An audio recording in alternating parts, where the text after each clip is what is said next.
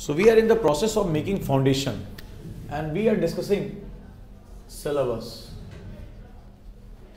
Why syllabus? We already discussed about that because syllabus is our roadmap. Where we want to go and how we will move, that is a very important segment. Yesterday we discussed about different concepts such as nation state, state nation. We discussed about the culture. Suppose that yesterday we discussed about the different cultures, right? And the most important thing, the first topic is about the art forms, the literature, the architecture. So why culture is so important nowadays? जो चीजें हम पढ़ने जा रहे हैं, what we are going to learn, ये तुम्हें contemporary देखना है. तुम्हारी जो साइट्स होनी चाहिए वो कंटेम्प्रोरी होनी चाहिए. क्या हो रहा है? सपोज दैट तुमने देखा होगा अभी आजकल क्या चल रहा है, बहुत एक लिंचिंग का मामला चल रहा है कि भाई गाय का मांस ये होना चाहिए, beef and X Y Z. तुमने देखा होगा कि there is a clashes of cultures. अब आईएस क्या है? नाम सुना होगा आईएस का, ठीक है, एक टेररिस्ट ऑर्गेनाइजेशन है. लेकिन वो टेररिस्ट ऑर्गेनाइजेशन नहीं कहते खुद को. वो क्या कहते हैं? There must be a imperialism, empire of the Islamic followers. और जो नॉन इस्लामिक है उनको क्या करना चाहिए? इरेडिकेट कर देना चाहिए, हटा देना चाहिए. और वहाबिज्म क्या कहता है? उनको क्या करना? क्लींसिंग कर देना चाहिए. That is known as cleansing, यानी उनको सफाया कर देना चाहिए.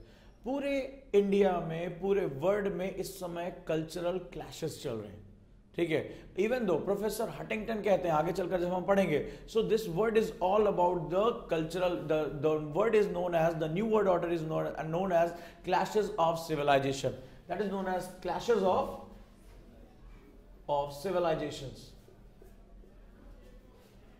Even though the majority of Hinduism is also a civilization, so civilization will always clash. Why this study of culture is so much important for you? यहां ध्यान से सुनो. सपोज दैट हमने क्या देखा from the ancient time, Indus से हम कहां आ रहे हैं? आज हम 2018 में हैं. एक लंबा सफर है हमारे लिए. और इस दौरान क्या हुआ? There are different cultures integrate with Indian culture, right. Even though sometimes आप एक दिखते होंगे जो साउथ इंडिया के लोग होते हैं वो देख कहते हैं कि वी आर द्रविडियंस, और ये कहता है हमारा आर्य, हम हिंदी नहीं एक्सेप्ट करेंगे, we will not accept this Hindi language. सुनते हो आज के समय में क्लैशेस होते हैं. यहां पर क्या हुआ? यहां पर जो होता है सिंपल सा एक कॉन्सेप्ट ऐसा होता है कि ये जो आपका माइनर कल्चर होता है, ठीक है, जैसे मान लो क्या हुआ, तुर्क इंडिया में आए, मुगल इंडिया में आए, और धीरे धीरे वो क्या हुआ, they will be the integral part of Indian culture. उन्होंने यहाँ का जो है वो जो आर्किटेक्चर उसको इन्हांस किया, जो यहाँ का कल्चर है उसको, जो लैंग्वेजेस है, they also make their own contribution to the enrichment of Indian culture. But एक यूरोपियन पावर आती है, Britishers, they never accepted Indian culture, right. वो क्या करते हैं? वो अपने आप को सुपीरियर बताते हैं और हम मजबूर होते हैं. आज हम क्या कर रहे हैं? हम वेस्टर्नाइजेशन की तरफ जा रहे हैं कि नहीं जा रहे हैं? हम एक्सेप्ट कर रहे हैं वेस्टर्न कल्चर को, नहीं कर रहे हैं. सो आप मुझे ये बताओ कि ये जो मुगल थे, ये जो सल्तनत थे, ये इंडियन कल्चर में एसिमिलेट हो गए, राइट. लेकिन जो ब्रिटिशर्स थे वो इंडियन कल्चर में क्यों नहीं एसिमिलेट हो पाए?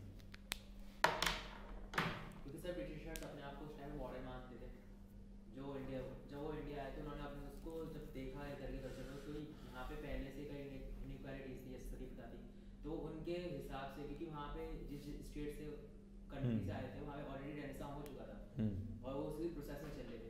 तो आगे अगर ना यहाँ पे काफी इनइक्वालिटी लगी, तो इन्होंने यहाँ पे आगे ये मान को मना कर दिया कि हम इसका कल्चर को एक्सेप्ट करेंगे, इसको मॉडर्नाइज करेंगे, तब बाद में आगे 18th सेंचुरी में सोशल रिफॉर्म होने से. जो कल्चर का कॉन्सेप्ट होता है, बहुत बढ़िया, जो कल्चर का कॉन्सेप्ट होता है वो ऐसा होता है कि जो एक बिगर कल्चर होता है, जो ज़्यादा पावरफुल कल्चर होता है, वो जो स्मॉलर कल्चर होता है यानी कि लेस स्ट्रॉन्ग कल्चर होता है, उसको अपने साथ क्या करता है? एसिमिलेट कर लेता है. या दूसरा भी प्रोसेस है, ये जो लेस पावरफुल कल्चर है या लेस डेवलप कल्चर है, ये मोर डेवलप कल्चर में क्या हो जाता है? जाकर मिल जाता है. यहां पर ये दो सेगमेंट होते हैं. ये जो बड़ा कल्चर होता है वो छोटे कल्चर को क्या करता है? एसिमिलेट कर लेता है. यहां दो फीलिंग्स होंगी. एक ये चाहेगा कि इसको मैं अपने साथ मिला लूं, और ये चाहेगा कि मैं इसके साथ ना मिलूं या इसके साथ जाकर मिल जाऊं. दो तरीके होंगे. अब जरा यहां पर ध्यान से देखो, जब अभी तक ये जितने भी थे, मान लो मुगल हो गए, तो मुगल कहाँ से आए थे? वो स्टेपी रीजन से आए थे. उनका कल्चर बहुत ज़्यादा जो है डेवलप नहीं था. उनके कंपैरिजन में इंडियन कल्चर क्या था? ज़्यादा डेवलप था, ज़्यादा जो है वो स्ट्रक्चर था, यहाँ का इकोनॉमी डेवलप थी, यहाँ ये सारी चीज़ें डेवलप थी. लेकिन जब वो पहुँचते हैं, ठीक है, और क्या होता है? वो जाकर इंडियन कल्चर के साथ इंटीग्रेट हो जाते हैं, मिल जाते हैं. लेकिन जब ब्रिटिशर्स आते हैं, सो क्या कहते हैं? वो कहते हैं वी आर सुपीरियर. पहला तो स्किन के कलर पे, बोले हम तो गोरे हैं, आप जो है वो ब्लैक लोग हों या dark colour skin, brown skin हो। दूसरा उनके पास वो कहते हैं कि वी हैव एक रूलिंग सिस्टम है, we have a good navy, we have science and technology, all this we have. तो वो ये कहते हैं कि हर तरीके से हमारा कल्चर इनके कल्चर से क्या है, ज़्यादा अच्छा है। तो वो कभी भी हमारे कल्चर से जाकर नहीं मिल पाते, और ये वो अपने लिटरेचर से, अपने मेथड से ये प्रूव करते हैं कि we Indians are the inferior than the Britishers. और उस कंडीशन में क्या होता है, हम मजबूर हो जाते हैं उनका कल्चर एक्सेप्ट करने के लिए कि वो जो कर रहे हैं वो सही। आज भी हमारा यही चल रहा है। आज हम अपने कल्चर को छोड़कर क्या कर रहे हैं, उनके कल्चर को अडॉप्ट करने की कोशिश कर रहे हैं। डे एंड नाइट यही हमारा सिस्टम चल रहा है। सो ये जो कल्चर होता है ये कई बार क्लैशेस का रीजन बन जाता है, और आज के समय में आपको उन क्लासेस को समझना पड़ेगा। The understanding of the classes is very important in this section, right. So यहां पर समझना पड़ेगा कि आज क्या हो रहा है। आज भी देखो, आज हमारी आइडेंटिटीज और ज्यादा होती चली गई। We have a power of social media. या मैं व्हाट्सएप में ग्रुप बना दूं और मैं अपनी सोच वाले लोगों का ग्रुप बना दूं कि XYZ फलाना फलाना हो, मेरे ग्रुप में आ जाओ, दूसरा वाला छोड़ देगा। मैं किसी भी इंफॉर्मेशन को क्या करूंगा, तेजी से इधर से उधर लेकर जाऊंगा। मैं किसी भी इंफॉर्मेशन को मिसप्रेट कर सकता हूं, मैं इसको जो है इंटरप्रेट करने का मेरा तरीका बदल सकता हूं। और अब क्या होगा, अब कल्चरल क्लैशेस बहुत आसान हो सकते हैं। सर आपने बताया इसमें कि गुड मिलिट्री है, सर ये एक तरीके से न्यू कॉलोनाइजेशन की इंट्रोडक्टरी नहीं मानी जाएगी? बिल्कुल है, बिल्कुल है। अरब स्प्रिंग जो वर्ड नाम दिया गया, एग्जाम में पूछा गया था, ये अरब स्प्रिंग नाम किसने दिया था? अरब के लोगों ने? नहीं, ये अमेरिकन मीडिया ने दिया था। ठीक है, क्यों? क्योंकि तुम अपनी डेमोक्रेसी को बता रहे हो कि that is the best form of democracy, that is the best form of, जो डेमोक्रेसी है बेस्ट फॉर्म ऑफ रूलिंग है। और तुम्हारे यहां जो शरिया चल रहा है, जो अरब जगत में, sharia is not a best form of ruling. आज चाइना ने क्या बोला अमेरिका को? बोला जब डोनाल्ड ट्रंप जीत कर आया, बोला this is a Mokri of democracy. Democracy में ऐसे ऐसे लोग चुनकर आ जाते हैं। हुआ? सो क्या हो रहा है कि बेस्ट क्या है, अमेरिका ने उसको पूरी दुनिया पे थोपने की कोशिश की। इवॉल्व नहीं हुआ, उसको थोपा गया। ये उनके वर्ड्स हैं। So this is another form of new colonization. और ये जो कल्चर्स होते हैं वो क्या होते हैं, क्लैश होते हैं, टकराते हैं। सो पूरे टाइम में तुम्हें इसको अंडरस्टैंड करना पड़ेगा कि ये चीजें क्या चल रही हैं हमारी इस समय, और हमें इसको कैसे लेकर जाना है। That's why syllabus is very important. अगर इस सिलेबस को मेरे साथ समझ लेते हो तो तुम्हारी 50% जर्नी यहीं कंप्लीट हो जाएगी कि मुझे पढ़ना क्या है। यूपीएससी में जब मैं न्यूज़पेपर खोलूंगा, जब मैं टीचर के साथ जाऊंगा, सो मेरे दिमाग में क्वेश्चन क्या अराइज होने जाएंगे। मैं दो काम कर रहा हूं, एक तो सिलेबस को डिकोड करने की कोशिश कर रहा हूं, और दूसरा मैं तुम्हारे दिमाग में एक सीडिंग कर रहा हूं क्वेश्चन पूछने की। व्हाई? जब नेक्स्ट टाइम जब इस कल्चर को जब डील करोगे तो there are three words that deal cultures. Number 1, तुम लोगों ने वर्ड सुना होगा टॉलरेंस, दूसरा इंटॉलरेंस, और तीसरा acceptance. Right? Tolerance, intolerance and acceptance. These three are the fundamental things to understand the cultures. ये further जब हम classes में जाएंगे so हमें समझना पड़ेगा tolerance किसे कहते हैं, what is the tolerance, what is intolerance, and what is the phenomenon, and what is the concept of acceptance. Acceptance is the most higher thinking of humanity. Right? This is the highest thinking of humanity where you accept anybody's value. मैं अगर एक short form में कहूँ, suppose that इस class में ढेर सारे बच्चे आ गए, मैंने कहा अरे भाई तुम्हें यहाँ बैठना है। मान लो किसी कोई बच्ची है, या मैंने कहा तुम्हें यहाँ बैठना है। अब कोई यहाँ बैठा हुआ है बैग वैग रख के, तो क्या हुआ, चूंकि मैं क्या हूँ, बॉस हूँ, मैं भाई टीचर हूँ, मैंने डांट दिया नहीं तुम्हें यहाँ बैठना है। तो क्या हुआ, तुमने ना चाहते हुए अपना ये सामान उठाया, और तुम क्या कर रहे हो, मेरे प्रेशर में सही तुम उसको बर्दाश्त कर पा रहे हो। मैं नहीं हूँ, अगर वो आया नहीं मैं यहाँ ही बैठूंगा, तो क्या होगा, झगड़ा हो जाएगा। ये क्या है, इंटॉलरेंस है। But as a human being, जब तुम्हारी इंटेलेक्चुअलिटी, तुम्हारे थॉट्स, तुम्हारी जो ओपननेस है वो इतनी ज्यादा हो जाए कि कोई बात नहीं है तुम क्या खाते हो, क्या पीते हो, तुम कौन सी धर्म के हो, कौन सी मान्यता है तुम्हारी, ये तुम्हारी रिलीजन क्या है, इन सबसे मतलब नहीं है। At the highest level we all are humans, और ह्यूमन वैल्यूज हमारी सबसे बड़ी होती है। आपका खाना पीने का तरीका क्या है, आपका रिलीजन मेथड क्या है, आपकी पूजा पद्धति क्या है, ये मेरे लिए कोई भी इशू नहीं है। The only issue is we both are the human, और ह्यूमैनिटी का कॉन्सेप्ट ये सबसे बड़ा होता है। उस कंडीशन में तुम्हें किसी भी डंडे की आवश्यकता नहीं रहेगी। There is no need of ruling, that is known as acceptance. But social fabric को बनाए रखने के लिए, कल्चरल क्लैशेस को रोकने के लिए, that is a very important thing. At least there must be tolerance. 2 बार क्वेश्चन आ चुका है मेंस में, 2 बार आ चुका है। So you need to understand the tolerance. Right? Or yesterday we discussed about the concept of nationality and regional phenomenon. This is the regionality and this is the nationality. ये हो गया आपका नेशनैलिटी एंड ये हो गया regionality. So nationality is the एक limited time period में, there is a limited time period where energy of a nation moves at a certain point or for certain aims, right? That is known as nationality. But यहाँ पे खतरे क्या होते हैं nationality के, क्या बताए थे कल मैंने? यहाँ पर जो majority होता है वो dominance हो जाता है, ठीक है, dominance हो जाता है, और वो minority को क्या कहता है कि तुम्हें ऐसा करना पड़ेगा। आज अगर इश्यूज तुम्हें सुनाई पड़ रहा है कि अगर तुम भारत माता की जय बोलोगे तो ही तुम राष्ट्रीय हो या नहीं राष्ट्रीय हो। There are few people who give the certificate of कि तुम देशभक्त हो या देशभक्त नहीं हो। Who gave you right? Who gave you right कि तुम जो है वो एक सर्टिफिकेट लेके घूमो कि भैया तुम जो है देशभक्ति करते हो या नहीं हो। If you move to the another part of India, और वहां पर क्या होता है, कुछ लोग तय करते हैं कि एक मूवी उनकी किसी रानी की जो है अस्मिता के बारे में सही बात कर रही है या नहीं कर रही है। दैट मीन्स एक जो है एक निर्देशक होता है, एक जो डायरेक्टर होता है, उसकी मूवी है पद्मावती और वो क्या होता है रिलीज को धोखे खा रही, टक्कर खा रही है। वहीं पर जो अगर साउथ में जाते हो तो देयर आर फ्यू पीपल, वो क्या हो रहा है रैंसम मनी मांग रहे हैं कि तुम अगर जो है वो एक अभिनेत्री एक एक्ट्रेस का अगर तुम प्रोग्राम कराते हो तो ये सो कॉल्ड जो है वो कर्नाटक अस्मिता के खिलाफ है। So some group of people deciding कि क्या सही है और क्या गलत है। ये एक हॉलिस्टिक कॉन्सेप्ट होना चाहिए था, बट सम पीपल डिसाइडिंग कि अगर ये होगा तो इससे हमारी अस्मिता को क्या हो जाएगा, खतरा हो जाएगा। और जब एक स्ट्रिंग ऑपरेशन हुआ उसमें निकल कर आया कि 30 लाख रुपए दे दो, प्रोग्राम करा लो, हमारी अस्मिता किनारे हो गई। So this is the thing you need to understand, यहां पर डोमिनेंस किसका हो जाता है। सो यहीं पर कल हम लोगों ने कॉन्सेप्ट निकाला था नेशन स्टेट और स्टेट नेशन का। ये बहुत डीपर कॉन्सेप्ट है। जैसे जैसे तुम्हारी थिंकिंग इवॉल्व हो करेगी, जैसे तुम मेच्योर होते जाओगे, वैसे वैसे तुम्हें ये कॉन्फ्लिक्ट समझ में आ जाएंगे। और मैं तुम्हें पहुंचाना चाहता हूं इश्यूज को समझने की हालत में। जितनी जल्दी तुम इश्यूज को समझ जाओगे उतनी जल्दी यूपीएससी में, क्योंकि बहुत सिंपल सा एक कॉन्सेप्ट होता है, जो चर्चा में है वो पर्चा में है। यूपीएससी का सिंपल सा कॉन्सेप्ट होता है, जो चर्चा में है अभी हॉट मुद्दा है वो पर्चे में है, यानी वो एग्जाम में आना है। बस तुम्हारा जो समझने का उसको नजरिया है वो डीपर होना चाहिए। You need to put 4 and 5 deeper point with proper argument. Proper argument and argument has a slight difference. One is the proper argument has the balanced approach, right?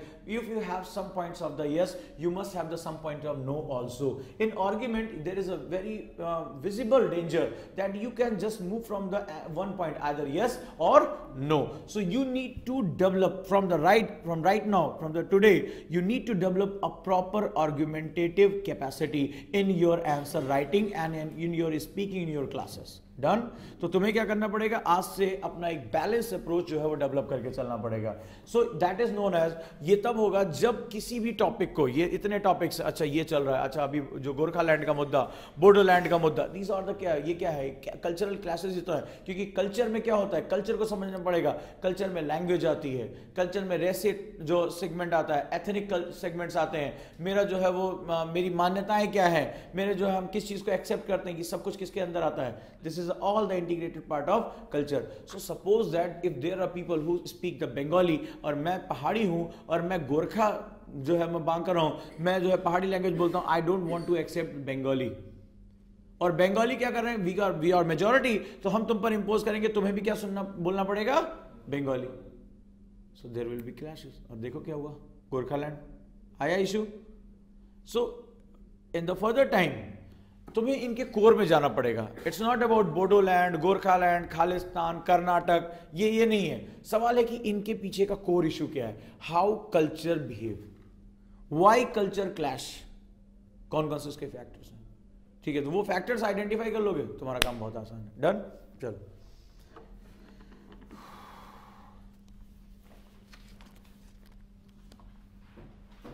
Yesterday we did our topic with socialism, capitalism, communism, और मैंने एक शायद task भी दिया था तुम लोगों को, why India opted mixed economy. Yes, अगर तुम्हें मेरा आर्ग्यूमेंट समझ में आ गया होगा तो तुम लोगों ने आंसर भी लिखा होगा, why India opted mixed economy. किसने किसने लिखा? यस, बताओ।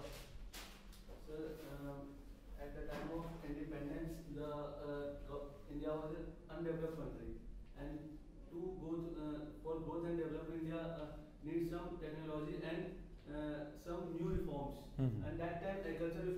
the main process of GDP. Good. And that time government needs some more technology, so they collaborated with foreign industries. And the new technology from foreign industries, foreign industries collaborated with small industries in India, and they make a huge form of industrial revolution in India. Good. At that time, the government sector was not so powerful, that time. So they started collaborating with foreign investors to for the growth and development. And that time employment was also a basic factor for India. So to provide more employment, and the main reason was the three factor of production: what to produce, how to produce, and for whom to produce. So taking that point in nature, government started providing employment with the help of foreign industries. Good. And with the help of foreign investments, the people of India they started getting more employment. And with the help of this reform, the main part was railways, and some public sector reforms was like railways and agriculture. Good. That was the main part of public reforms. Good. Which private लिखा कुछ इसमें? Yes. सारा लिखा. Good. अब देखो इस question को attempt कैसे करते हैं. सपोज दैट जब मैंने कहा कि why India opted mix economy, ठीक है, कल हमारी बातचीत यही होती है, इसके आगे हम बढ़ते हैं. सो पहला चीज है, what happened if India opted capitalism? Very well chances. India जो है वो कैपिटलिज्म को अडॉप्ट कर लेता. 190 साल तक हम जिसके गुलाम रहे वो capitalist economy. So what was the philosophy of capitalism? It depends on the maximum freedom. क्या होता है ये फिलॉसफी इसकी? क्या है? Maximum freedom. And the second core concept is it depends on the capabilities of the people, right? Capabilities of the people. अब जरा देखो 1947 में हम कहां थे? 0 to 6 ईयर के 92% से ज्यादा बच्चे कभी स्कूल नहीं गए थे, ठीक है.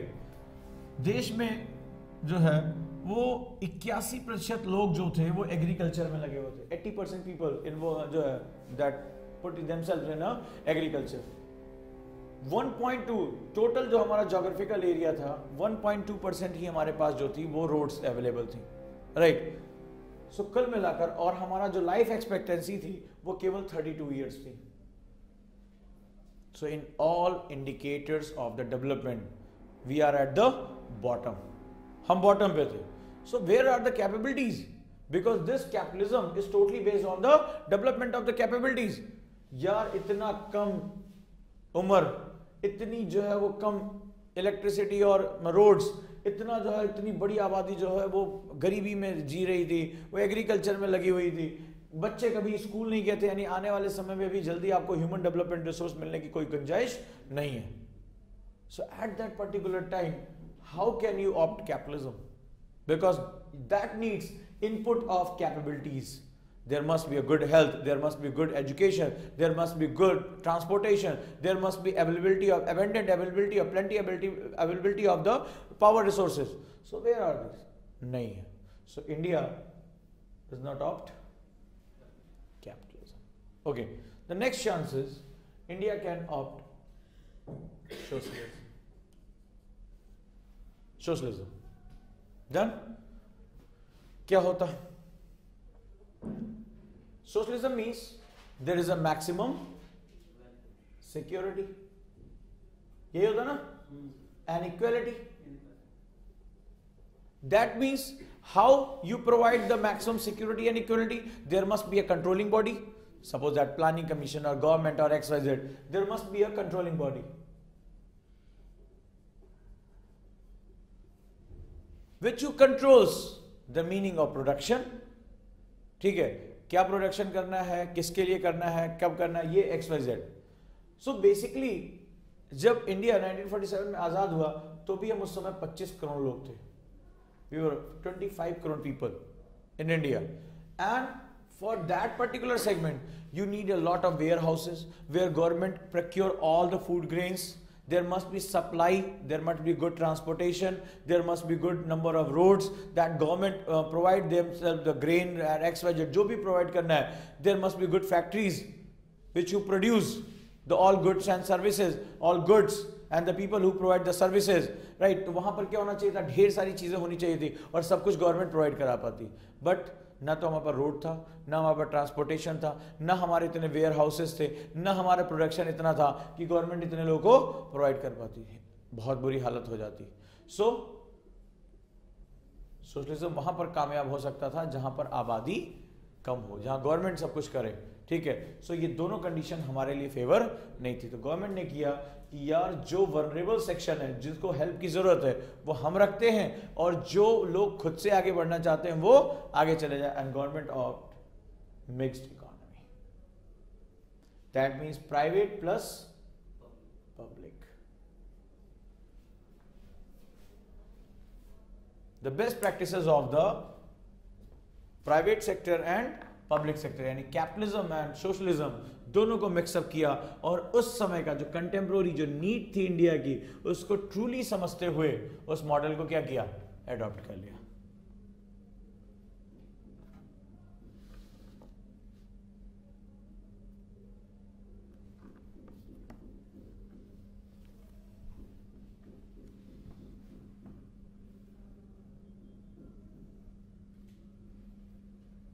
डन. चलो अब इसके आगे हम चलते हैं.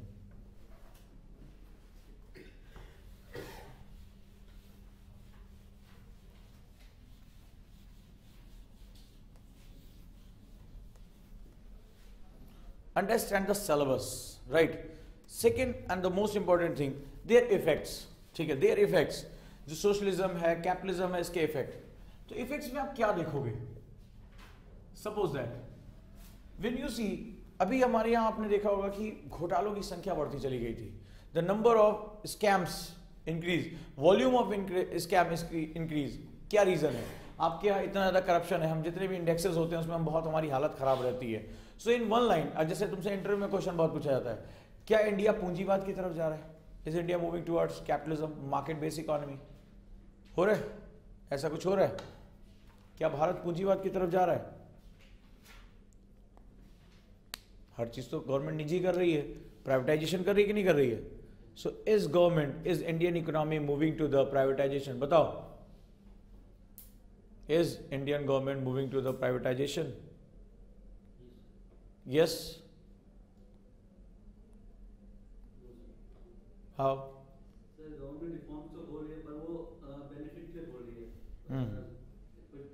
पीपल के बेनिफिट के लिए हो रही है. उसमें गवर्नमेंट का ज्यादा फायदा है. गवर्नमेंट जितनी इन्वेस्टमेंट कंपनी में करेगी उतना गवर्नमेंट रिफॉर्म्स पब्लिक को मिलेगा. उससे प्राइवेट सेक्टर में इन्वॉल्वमेंट होगा, पर प्राइवेट सेक्टर जो इन्वेस्टमेंट है इंडिया की वो ज्यादा होती जाएगी. इन्वर्स जीडीपी बढ़ता जाएगा. इंडिया का जीडीपी बढ़ेगा तो इंडिया का इकोनॉमी बहुत डेवलप हो जाएगा. उससे इंडिया के जो ग्रोथ है उससे मतलब जो इकोनॉमिक डेवलपमेंट है वो ज्यादा होगी, परसेंट ज्यादा है. गुड. अब जरा ध्यान से देखो, एक्चुअली में तुम्हें हाँ कहना है ना कहना है. ठीक है मुस्तफा, ध्यान से रखें, इंटरव्यू में पूछा गया था. सो एक्चुअली में अगर तुम ये कहोगे इंडियन गवर्नमेंट पूंजीवाद की तरफ जा रही है, कैपिटलिज्म की तरफ मूवमेंट कर रही है, सो मनरेगा का बजट तो कभी इतना बड़ा नहीं था, सोशल सिक्योरिटी के प्रोग्राम्स कभी इतने बड़े नहीं थे. You need to make a balance approach, right. So इसके लिए अपनी जान कैसे बचाओगे? तुम ऐसे बोलोगे कि इंडियन गवर्नमेंट जो है वो कैपिटलिज्म की हेल्प से सोशलिज्म के टारगेट को अचीव करने की कोशिश कर रही है. ना तो कैपिटलिज्म है और ना सोशलिज्म है. Indian government, Indian policy makers try to achieve the goals of socialism with the help of capitalism. With the help of capitalism. That means we are again making the balance between socialism and capitalism. So this is the best answer कि Indian government is try to achieve the aims of the goals of the socialism with the help of capitalism. ठीक है, आपने क्या किया, एक ही line में, इसी को बोलते हैं स्मार्ट आंसर्स, एक ही लाइन में दोनों को साथ दिया, बोले हमने काम कर लिया. अब तुम जो जस्टिफाई करना है वो तुम जानो, तुम्हारा काम जाने. But where is the problem? Where is the problem? Again think, why there is a prevailing of the corruption? Government officers में इतना करप्शन है, हर जगह इतना करप्शन है, and how can you mitigate it? क्योंकि ये पॉइंट जो है तुम्हें लगातार पढ़ते रहना पड़ेगा, एनालाइज करना पड़ेगा। मैं तुम्हें एक बेसिक कॉन्सेप्ट देता हूं। बेसिक कॉन्सेप्ट नंबर 1 क्या है? In principle we are socialist, in principle we are socialist, but in behaviour we are capitalist. इन एक ही लाइन में पंच है, जैसे कपिल शर्मा का पंच आता ना, पंच लाइन है। In principle, in ideology we are socialist, in actuality, in behaviour we are capitalist. अब देखो कैसे समझाता हूं। अगर तुमसे कहा जाए कि भैया करप्शन पे आपकी राय क्या है, बताओ क्या है, देखते हैं क्या है। चलो भाई, करप्शन पे मेरी राय ये है सर, जब आप एक अधिकारी की सैलरी तय करते हो तो किस बेसिस पे तय करते हो? On the basis of socialism. कि भैया जो है सोशलिज्म में क्या था, everything owned by the government, चाहे वो अमीर का बच्चा हो चाहे गरीब का बच्चा हो, एक ही स्कूल में पढ़ेगा। चाहे अमीर आदमी चाहे गरीब आदमी, उसके लिए हॉस्पिटल्स क्या होंगे, इक्वल होंगे। Everything owned by the government, ठीक है, सब कुछ बराबर होगा। लेकिन यहां हमारी कंट्री में क्या है, you are giving the salary on the basis of socialist, कि भैया तुम्हारा पे स्केल इतना होगा। अब एक IAS ऑफिसर को तुम जो इतनी सैलरी दे रहे हो और उसके हाथ के नीचे करोड़ों रुपए जा रहे हैं, लेकिन जब वो मार्केट में जाता है, या एक पुलिस वाला है, सिपाही है, उसको तुमने देखा होगा सिपाही को कितना पैसा देते हैं, कितना कम उसको सैलरी मिलती है, छोटा सा क्वार्टर मिलता है। लेकिन जब तुम उसको सैलरी कम दे रहे हो तो तुम्हें उसको फैसिलिटी उसी हिसाब से देना चाहिए था। सैलरी तुमने डिसाइड की सोशलिज्म के माध्यम से, लेकिन जब उसको अपने बच्चे को पढ़ाना है तो हर वो पता चाहेगा ना कि उसका बच्चा अच्छे स्कूल में पढ़े। There must be good schools, और गुड स्कूल्स कौन ड्राइव कर रहा है? प्राइवेट ड्राइव कर रहे हैं, और प्राइवेट स्कूल की फीस क्या है? बहुत ज्यादा है। So there is a huge demand of the money, but supply is quite less. उसके लिए सप्लाई क्या है? Quite less. There is a huge gap between demand and supply. अब इस गैप को क्या करेगा? वो पूरा करेगा। तो जैसे चौराहे पे भाई किनारे हो, लाइसेंस दिखाओ, RC दिखाओ, ये दिखाओ, वो दिखाओ, चलता है कि नहीं? ओवरलोडिंग है, लेस लोडिंग है, काम चलता है। So everybody is as a hunter, शिकारी के रूप में दूसरे आदमी का शिकार कर रहा है। बट द थिंग इज कि अगर उसके बच्चे को भी आप वही एजुकेशन दे दो, अब उसके बच्चे, अब मान लो उसको हॉस्पिटल में इलाज कराना है, so there is a one private hospital, Max, Fortis, और एक सरकारी अस्पताल है जहां लंबी लंबी लाइनें लगी हैं। सो वो नहीं चाहेगा कि मैं भी प्राइवेट हॉस्पिटल में जाऊं। बट द थिंग इज कि तुमने बाई प्रैक्टिस जो है वो क्या कर दिया था, सब चीजों को प्राइवेटाइज कर दिया कि भैया अच्छी एजुकेशन चाहिए, अच्छे स्कूल में जाओ, अच्छा हेल्थ चाहिए, अच्छे स्कूल में जाओ, खाने पीने का अच्छा सामान चाहिए, अच्छे रेस्टोरेंट में जाओ। लेकिन तुम्हारी जेब में क्या दिया? सोशलिज्म के हिसाब से कि इतना मिनिमम हम तुम्हारा तय करेंगे। हो गया काम खत्म, enrolment. So there will be huge gap. America के राष्ट्रपति को मिलता है 2 करोड़ रुपए, हमारे प्रधानमंत्री को मिलता है 18 लाख रुपए। सबसे बड़ी आबादी, डेमोक्रेसी में सबसे बड़ी आबादी को हम झेल रहे हैं, हमारे काम का प्रेशर उतना ज्यादा है। So there will be huge gap. तो ये गैप क्या किए जाएंगे? गलत तरीके से फुलफिल किए जाएंगे, क्योंकि मार्केट बेस्ड इकोनॉमीज में क्या होता है, मार्केट आपको ड्राइव करेगा। आप नहीं कमाओगे तो घर वाले कोच के मार देंगे। बच्चा कहेगा हमें अच्छा फोन दिलाओ, मेरे दोस्त के पास है। वाइफ कहेगी तुमने गाड़ी नहीं खरीदी, देखो गुप्ता जी ने गाड़ी खरीद ली। तब क्या होगा? अब वो क्या होगा, एक जो है सोशल पीयर प्रेशर चल जाएगा। हमारी सोसाइटी में इस समय यही कंडीशन प्रिवेल है। हम देखा देखी कर रहे हैं, we are in the show के, जिसे कहते हैं ना, शो ऑफ करने की हमारी इकॉनमी है। तो इस शो ऑफ करने के चक्कर में हम क्या कर रहे हैं, हमारा मकान उससे बड़ा होना चाहिए, हमारी गाड़ी उससे बड़ी होनी चाहिए, and we are entering into the consumer consumption based economies. खपत कर लो, खा जाओ जितना मन करे। We don't have any responsibility toward environment, toward society or toward the country. कोई बात नहीं है, दिल्ली सड़ जाए, गैस चैम्बर बन जाए, गाड़ी नहीं कम करेंगे भाई, गाड़ी के अंदर बैठकर कोसेंगे, अरे यार इस देश का कुछ नहीं हो सकता, पॉल्यूशन बहुत ज्यादा है। लेकिन गाड़ी नहीं कम करेंगे। जब ऑड इवन होता है तो पहले ऑड इवन में हम तैयार नहीं थे, दूसरी बार कोई बात नहीं, पैसा है तो हम ऑड नंबर भी ले लेते हैं और इवन नंबर भी। अब तुम करो odd even, right? So this is the thing. तो हमारा क्या है, जो हमारा रिस्पॉन्सिबिलिटीज है वो हमारी डाइवर्ट हो जाती हैं। So this is the huge gap between जो ये सोशलिज्म और कैपिटलिज्म है। ना तो हम प्योरली कैपिटलिस्ट हैं और ना हम प्योरली सोशलिस्ट हैं। अगर कैपिटलिस्ट होते, अरे यार तुम IAS ऑफिसर हो, तुम्हारी सैलरी भी तो इतनी ज्यादा होनी चाहिए, इतनी रिस्पॉन्सिबिलिटी है, तो क्या जरूरत है तुम इधर उधर का पैसा, फलाना जननी सुरक्षा योजना का पैसा दबा दिया, मातृत्व सुरक्षा योजना का पैसा दबा दिया।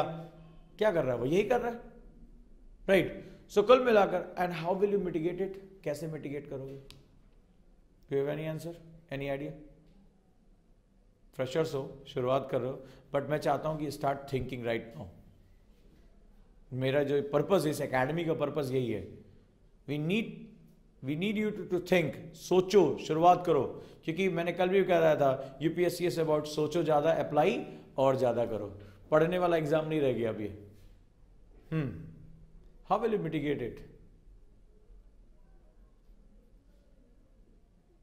To introduce a new paper of ethics as a GS paper 4, काम नहीं चलेगा। क्योंकि एथिक्स वाला ही तो फंसा था इस बार, एक आईपीएस ऑफिसर नकल करते हुए, ठीक है, उसने कहा एथिक्स का पेपर नहीं दिया था, इससे पहले दिया था। So how will you mitigate this problem?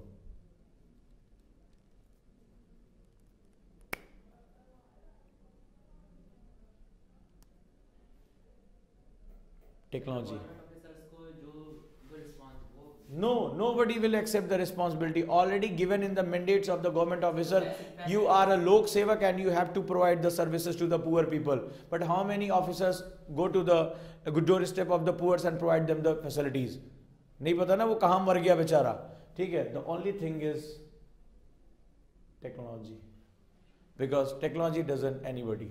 तुम किसके बाप दादा भाई हो कोई मतलब नहीं है, ठीक है। सपोज मैं छोटा सा एग्जांपल देता हूँ, आप गाड़ी के पेपर्स लेकर नहीं जा रहे हो, डन, पकड़े गए, आपने सिग्नल जो है वो ट्रैफिक जंप कर दिया, पुलिस वाले ने पकड़ लिया आपको, देखा पुलिस वाले ने पकड़ लिया, किनारे ले गया, फिर क्या हुआ, निगोशिएशन हुआ। आप पहले कंडीशन में क्या था, मेरे देखो चाचा जो हैं वो बड़े अधिकारी हैं, पहला काम ये होता है, चाचा ताऊ उस समय जिंदा हो जाते हैं, पहले उसके वो दबाव बनाते हैं, मान लो अक्खड़ है, फिर धीरे से अरे सर कुछ देख लीजिए, फिर क्या होता है, बातचीत, निगोशिएशन करते हुए बातचीत छूट जाती है। सपोज दैट कि if your number plate contain the RFID, एक आइडेंटिटी, रेडियो फ्रीक्वेंसी आइडेंटिटी है, सीसीटीवी कैमरा लगा हुआ है, जैसे ही आपने जंप किया आपका तुरंत RFID से सारा क्या हो उसके पास आ गया, आपके घर पहुंचने से पहले आपका चालान आ गया, और आपका जो डाटा है वो सारा RTO के सर्वर पर चला गया।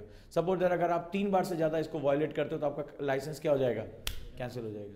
If you reduce the human intervention and increase the machine intervention, तो मशीन तो ना तुम्हारी भाई है ना तुम्हारी चाचा है, मशीन तो मशीन है, मशीन तो मशीन है, and you can reduce the corruption, you can reduce the जो लॉसेस हो उसको रिड्यूस कर सकते हैं। अभी आप तमाम स्टेट्स में देखोगे आजकल सरकारी कर्मचारियों के लिए मैंडेट हो गया थंब इंप्रेशंस, कि ऑफिस में कब आ रहे हो और कब जा रहे हो। हालत खराब है उनकी, पूछ के देखो, काम करना पड़ रहा है, अब तो ऑफिस में बैठना पड़ रहा है, नहीं तो पहले क्या था, अरे अटेंडेंस लगेगी। बड़े बाबू जो है चाय पीने जाते थे तो 2-2 घंटा वापस नहीं आते थे, लंच ब्रेक 4 घंटा का, काम कितना देर करते थे तो कोई पता ही नहीं था। बड़े बाबू कहाँ है कुछ नहीं पता, ठीक है। बड़े बाबू जरूरी मीटिंग में, कौन सी मीटिंग चली, पनवाड़ी की दुकान पर, ठीक है। तो क्या होता था, आपको क्या, उनको काम था कि आपको सर्विस प्रोवाइड करे, और आप क्या हो रहा है, वो आप परेशान घूम रहे हो। बट नाउ अगर अब आप सीट से उठे तो वो मशीन जो है वो किसी को नहीं जानती। Why government investing so much about the Aadhaar, सुना होगा ना, biometrics, because that is a unique identity. क्या था भाई, यही अधिकारी, यही ग्राम प्रधान, यही बीडीओ मिलकर एक घोस्ट आइडेंटिटी क्रिएट करते थे। There is no Gajodhar, suppose that there is a Gajodhar, ठीक है, गजोधर के नाम पर क्या हुआ, मनरेगा का पैसा धरा था, देयर आर लॉट ऑफ गजोधर्स, और उनके नाम पर पैसा क्या होता, निकल जाता था, पता ही नहीं, और वो गरीब आदमी, उसको कुछ पता नहीं, वो तो कहीं मर रहा है, उसके नाम पर क्या मिला जुला, हाँ इतने लोग की मजदूरी चली गई, इतने करोड़ रुपए मनरेगा के अंदर। मीर शाह कमेटी ने कहा, मीर शाह कमीशन ने कहा, अब क्या हुआ, अब यहां पर हुआ, okay now enrol with Aadhaar, because biometrics is unique. अब तुम ही गजोधर हो, तुम ही पहने, और सरकार ने क्या किया, नेक्स्ट स्टेप बोला तुम्हें पैसा नहीं देंगे, ठीक है, use your KYC, Jan Dhan account खोलो, जनधन अकाउंट खोलो। आवर मीटिंग पॉइंट, हम क्या करते थे, सरकार जो है पैसा देती थी, वो फिर राज्य में जाता था, राज्य से क्या जिले में जाता था, पता नहीं कब पहुंचता था कि नहीं पहुंचता, तब तक मर जाता था। गवर्नमेंट ने कहा तुम्हें पैसा चाहिए, तुम्हें बेनिफिट चाहिए ना, हम बेनिफिट देना चाहते हैं, एक काम करो, मिल लेते हैं। कहाँ मिलते हैं, बोले बैंक अकाउंट में मिलते हैं। ना you have Aadhaar, that means you have a unique identity, unique identity, तुम्हारी पहचान अलग होगी, बायोमेट्रिक्स है वो बिल्कुल यूनिक है। बोले now I am providing you know frill accounts, ठीक है, जीरो बैलेंस अकाउंट, जनधन, ठीक है, चलो तुम्हें बेनिफिट चाहिए, मुझे बेनिफिट देना है, ले लो, ले लो। और क्या हुआ, दोनों पॉइंट्स को मिला दिया। क्या हुआ, गवर्नमेंट ने खुद एक्सेप्ट किया है कि हजारों करोड़ रुपए उसने जो लीकेज बचाई है, ह्यूज लीकेज, तो गवर्नमेंट का क्या हुआ, रेवेन्यू भी बचा, और जिसको बेनिफिट मिलना चाहिए था उसको बेनिफिट मिलना शुरू हुआ। और गवर्नमेंट इतनी एडमेंट हो गई कि उसने हर प्रोग्राम एंड पॉलिसी में ही आधार को मैंडेटरी कर दिया। गवर्नमेंट का बस चले तो गले में लटकवा दे कि आधार के बिना तो इधर तो निकलोगे नहीं, but that is a huge benefit. क्यों? जो बेनिफिशियरी है और जो उसको देने वाला है, दोनों क्या हुए? एक पॉइंट पर मिल गए। और जब मीटिंग पॉइंट जितने शॉर्टर होते चले जाएंगे, उतना ही ज्यादा क्या होता है, फर्स्ट पॉइंट से एंड पॉइंट तक बेनिफिट्स पहुंचते हैं। करप्शन था, राशन कार्ड मिलना था, गैस सिलेंडर, राशन, क्या होता था, उस बेचारे का सामान चला गरीब आदमी के लिए, अब उड़ीसा में है, गंजम में, कहीं दूर है, अब यहाँ से ट्रक चला चला चला रास्ते में गायब हो गया। जो अच्छी क्वालिटी का गेहूं था, चावल था, जो सरकार ने भेजा था कि इससे उसका जो है न्यूट्रिशन मिलेगा, कल को वो ये गांव का आदमी भी जो है एक वेल्फ जो है ह्यूमन पावर के रूप में निकल कर आएगा, रास्ते से गायब हो गया। डिफरेंस क्या था? डिफरेंस ये था कि सरकार उसको 2 रुपए किलो गेहूं दे रही थी, मार्केट में 14 रुपए किलो था, तो there is a huge difference of 12 rupees. और ये जो डिफरेंस था वही क्या कर रहा था? ग्रीड पैदा कर रहा था। यही ग्रीड पैदा कर रहा था। सो क्या कर रहा था? उसको खींच कर इसका हाथ कहां जा रहा था? यहां जा रहा था। सरकार ने कहा ओके रुको, ये डिफरेंस ही तो प्रॉब्लम है भैया, ये डिफरेंस है 12 रुपए का। अगर ये वाला चावल या गेहूं इसको मिल जाए तो ये बेच कर क्या करेगा? ये व्यापारी लाभ कमा लेगा। ये इसी वजह से सारे सरकारी अधिकारी और जो राशन के दुकान वाला था सब मिले हुए थे। अब वो गरीब आदमी जाता था झोला लेके, वो आ गया क्या गेहूं चावल, अरे नहीं आया, सरकार नहीं भेज रही है। वो गाली देता था सरकार को, अरे सरकार क्या कर रही है, अब की बार रुको, वोट पड़े तब की ऐसी तैसी कर देंगे। सरकार ने गेहूं भेज दिया, लेकिन मिली भगत से बीच से गायब हो गया। सरकार ने कहा अच्छा रुको, प्रॉब्लम ये मार्केट और पीडीएस का डिफरेंस है ना, तो एक काम करते हैं, बोले एक काम करते हैं, तुम्हें बेटा 2 ही रुपए का चाहिए ना, मार्केट में 12 या 14 रुपए का बिक रहा है, 2 रुपए मुझे मैंने कहा था कि मैं तुम्हें जो है वो 2 रुपए तक पहुंचा दूंगा, ठीक है, डिफरेंस कितने का है? 12 रुपए का। एक काम करते हैं, तुम्हारी आइडेंटिटी बना लेते हैं, तुम्हारा अकाउंट खुलवा देते हैं, ये 12 रुपए का जो एक्स्ट्रा खर्चा आ रहा है वो मैं तुम्हें दे देता हूं, ठीक है। और अब क्या करो, तुम भी जाकर कहां से खरीद लो? मार्केट से खरीद लो। क्यों मेरा वेट कर रहे हो? जाओ मार्केट से खरीद लो। मार्केट क्यों जो है ये गलत कर रहा था, ब्लैक मार्केटिंग क्यों कर रहा था? क्योंकि there was a difference between the ration shops price and the market price. बोले ये डिफरेंस ही खत्म कर दो। बोले बेटा तुम्हें मैं क्या करता हूं, तुम्हारे अकाउंट में जो तुम्हारा जो अकाउंट है जनधन, तुम्हारी आइडेंटिटी है, तुम्ही का जो दर हो, तुम्हारे अकाउंट में ये 12 रुपए मैं डाल दूंगा, तुम जाके खरीद लो, ठीक है। तुम्हारी कॉस्ट कितनी है? 2 रुपए, वो पहले भी थी, वो अब भी है। क्या हुआ? इधर उधर की चोरी रुकनी शुरू हो गई। So if you want to mitigate this corruption, you need to improve the technology. Ratio में टेक्नोलॉजी बढ़ाते जाओगे, करप्शन क्या होता जाएगा? कम होता जाएगा। Not only the corruption will reduce, but also the quality of the service will also improve, ठीक है। गवर्नमेंट क्या कर रही है अभी? आप देखो, इन एवरी सेंस पहले क्या था, इंडिया में काम करने को ही आता था, 70 डिपार्टमेंट्स में फाइल जाती थी, और सरकार में थोड़ा फाइल उल्टी होती है। फिजिक्स में क्या होता है, जो चीजें हल्की होती हैं वो तेजी से चलती हैं, लेकिन यहां जो भारी होती है वो तेजी से चलती है। फाइल में वजन जितना होगा, it's not about the documents, it's about the greenery, ठीक है। जितना वजन होगा फाइल उतनी तेजी से आगे जाएगी। अब पता चला उस आदमी की कमर टूट गई, समय कितना लग रहा है। सो व्हाट वी डिड, हमने सिंगल विंडो क्लियरेंस शुरू किया। बोले यार everything the permissions we will provide at the online, हम ऑनलाइन प्रोवाइड करेंगे, राइट। एंड इसकी वजह से क्या हुआ, ईज ऑफ डूइंग बिजनेस में हिस्टोरिकली ऐतिहासिक रूप से we improve our ranking, now we are within 100। And ease of doing business यानी भारत में काम करने की जो आसानी है वो उसमें हमने क्या किया, जबरदस्त इंप्रूवमेंट किया। सो दीज थिंग्स जहां पे मैं बात कर रहा हूं कि हमारा कल्चर, हमारा जो एक, चाहे वो कल्चर हमारा सोशल हो, चाहे हमारा economy also has a culture. ये सोशलिज्म, ये कैपिटलिज्म और उसके बीच में फ्रिंज, ये this is also part of culture. So in that particular sense when you think about it, how can we solve this problems? So क्या हुआ, इस जो ये गैप था कि in ideal we are socialist, जब सरकार हमें पैसा देने की बारी आती है, जब सरकार चाहती है कि आप जो है आध्यात्मिक प्राणी बने रहो, ठीक है, 2 कपड़े में 2 उसमें रहो, but there is a behaviour of, जब आप टीवी खोलते हो, ओहो, तो वहां टीवी में प्रचार चल रहा होता है कि अब 2 फ्लैट का मकान हो आपका अपना, ये गाड़ी हो आपकी अपनी, तो घर में तो बवाल मचा रहता है। So there is a market, क्यों वो क्या कर रहा है, आपको लालच पैदा कर रहा है, ठीक है। रेड बुल पी लो के 20 क्वेश्चन ज्यादा सही हो जाएंगे यूपीएससी में, वो क्या कर रहा है, मार्केट आपको जो है लालच दे रहा है, ग्रीड पैदा कर रहा है, सोशलिज्म आपके पैर बांधे हुए है, कॉन्फ्लिक्ट हो गई होगी। सो हम तो ना तो सोशलिस्ट हैं ना कैपिटलिस्ट हैं, हमारी मुसीबत ज्यादा है। सो क्या करना पड़ेगा, हमें टेक्नोलॉजी इंटरवीन करना पड़ेगा। हमें जो डिमांड सप्लाई चेन है, जो अपस्ट्रीमिंग है, वो हमें क्या करनी पड़ेगी, शॉर्टर से शॉर्टर करनी पड़ेगी। यानी कि जो गिवर है, जो दे रहा है, जो बेनिफिट दे रहा है और जो बेनिफिट ले रहा है, दोनों क्या करने चाहिए, मिलने चाहिए। And that is known as DBT, direct benefit transfer.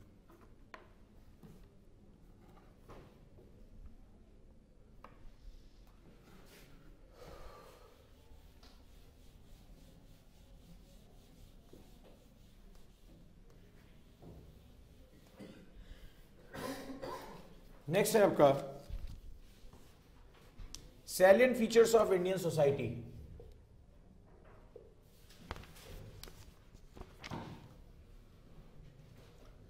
Indian society,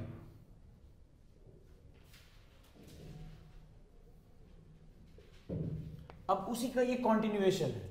what we earn means at the starting of the Indus Valley civilization, we have lot of cultures, we have lot of diversities, lot of people, their ethnicity, their values, all submerged with the Indian culture, ठीक है। और ये क्या हुआ, एक रंग बिरंगी संस्कृत बन गई। यहाँ सूफिज्म भी है, यहाँ वहाबिज्म भी है, यहाँ सिया भी है, यहाँ सुन्नी भी है, यहाँ हिंदू भी है, यहाँ बौद्ध भी है, यहाँ जैन भी है, सभी कुछ है यहाँ पे। So we have different cultures, different set of rules, different diversity. So हम क्या बड़े रंग बिरंगे टाइप के, we are very colourful. So salient feature of Indian society and diversity of India.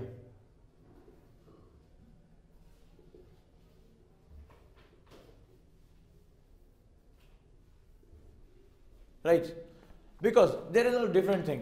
If you understand the geography, after some time when we study geography, you find that India has the all features of the Köppen climatic conditions. Köppen ने जितने भी जलवायु वर्गीकरण दिए India में सारे मौजूद हैं, ठीक है। Suppose that when you move to the northeast, there is a hilly regions, lush green forest.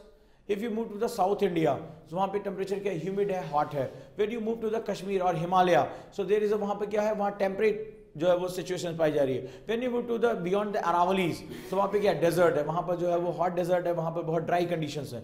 So we have all the facilities, we have enough long coastlines also. हमारे पास एक बहुत बड़ा तटीय क्षेत्र है। We have islands also, Andaman Nicobar and Lakshadweep. So इसका सीधा सा मतलब है कि we have different climatic situations, और ये different climatic situation जो होगी वो different languages, different खान पान, different cultures, इनको क्या करेगी, बात लेकर जाएगी। कल भी मैंने बात किया था कि क्लाइमेटोलॉजी क्या होती है, वो कल्चर्स को डेरिवेट कराती है।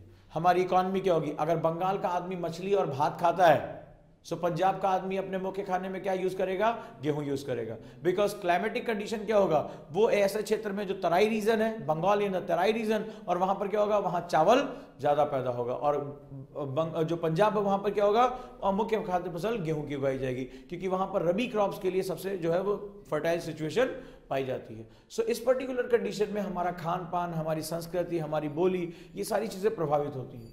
So it makes the diversity of India. यानी कि अब क्या होगा, हमारा जैसे कपड़ा होता है, तो कपड़ा जो होता है तो आपने देखा होगा उसमें कई रेशे बने होते हैं ना, ऐसे ऐसे धागे बने होते हैं। सो ये जो डाइवर्सिटी है that is a fabric of India, ठीक है, फैब्रिक ऑफ आवर क्लॉथ। ये जो पूरा कपड़ा है ये क्या है, ये इंडिया है। डिजाइन्स, कलर्स, ये फैब्रिक है। इफ अगर मान लो ये वाला धागा डिस्टर्ब हो जाए, कपड़ा कैसा हो जाएगा, फट जाएगा, उधड़ा हुआ लगेगा, अच्छा नहीं लगेगा ना। सो यहां पर जो डाइवर्सिटी का मतलब है, आपको हारमोनियस वे में रहना है। हमें ये समझना होगा कि हमारी चाहे जो भी कल्चर हो, हमारी चाहे जो भी आपकी एक्सेप्टेंस हो, हमारी जो भी खान पान हो, हमारी जो भी मान्यताएं हो, जो प्रैक्टिस है हमारी, वो अलग हो, but as a wholesome we all are the fabric of Indian society. हम सभी भारत के क्या हैं, कल्चर हैं। लेकिन जब इसमें से कोई भी डिस्टर्ब होगा, either on the basis of the communal lines, कि हिंदू और मुस्लिम के बीच का विभाजन हो, either on the basis of the skin colour, जब नॉर्थ ईस्ट का कोई बच्चा दिल्ली में आता है या मेनलैंड में आता है, उसको एक अलग नाम से पुकारते हैं, मणिपुर का है, नागालैंड का है, होता है कि नहीं होता है तो वो इंडिया का ना, कैसा फील करेगा वो, एक्सेप्टेंस या इंटॉलरेंस? इंटॉलरेंस। क्यों भाई, वो मंगोलाइट क्लान का है। आप जो है नीग्रो ऑस्ट्राइड हो, अभी ये जो वर्ड है ये हम पढ़ेंगे ज्योग्राफी में, सो वो मंगोलाइड है, उसका जो है वो रंग रूप त्वचा बाल उसके अलग है, आपके अलग है, because you are from the Negro Australoids. तो ऐसी कंडीशन में डाइवर्सिटी कहाँ गई? हम सभी मिलकर इस फैब्रिक को निर्माण कर रहे हैं ना, और जब एक दूसरे के खिलाफ जाते हैं तो क्या होता है, ये जो डाइवर्सिटी जैसे डिस्टर्ब होती है, हमारा जो टोटल ओवरऑल सेगमेंट है वो क्या हो जाता है, डिस्टर्ब हो जाता है। सो जैसे फटा हुआ कपड़ा अच्छा नहीं लगता है, वैसे विदाउट डाइवर्सिटी हम क्या हो जाएंगे, उस फटे हुए कपड़े की तरफ है, और हमारी कोई वैल्यू नहीं रह जाएगी। आगे क्या होता है, जब इंडिया में देखो सपोज दैट कम्युनल क्लैशेस हुए, हिंदू और मुस्लिम मुजफ्फरपुर दंगा हो गया, ठीक है, क्या तुम्हें लगता है केवल ये इंटरनल मैटर है? पूरी दुनिया देखती है कि इंडिया में जो है वो कम्युनल जो है वो हार्मोनी नहीं है। सो वहाँ पर क्या होता है, इंडिया के साथ निगोशिएशन शुरू हो जाती हैं, इंडिया के ऊपर आरोप लगने शुरू हो जाते हैं, तमाम ह्यूमन राइट एजेंसीज जो होती हैं वो इंडिया के इंटरनल मामलों में दखल देना शुरू कर देती हैं। अरे तुम्हारे यहाँ तो ऐसा हो रहा है, तुम्हारे यहाँ तो वैसा हो रहा है। सो हमारा जब ये फैब्रिक खराब होता है, सो क्या होता है, पूरी दुनिया का ध्यान हमारी तरफ चला जाता है। सो that is not good thing. चलो नेक्स्ट यहां से आता है social. As a true IAS officers, you need to think about these topics very carefully, as such as number 1, role of women.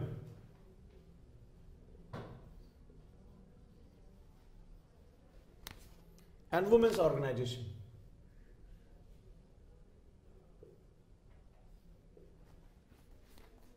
You must think about it. You must think about it very much clearly. Why?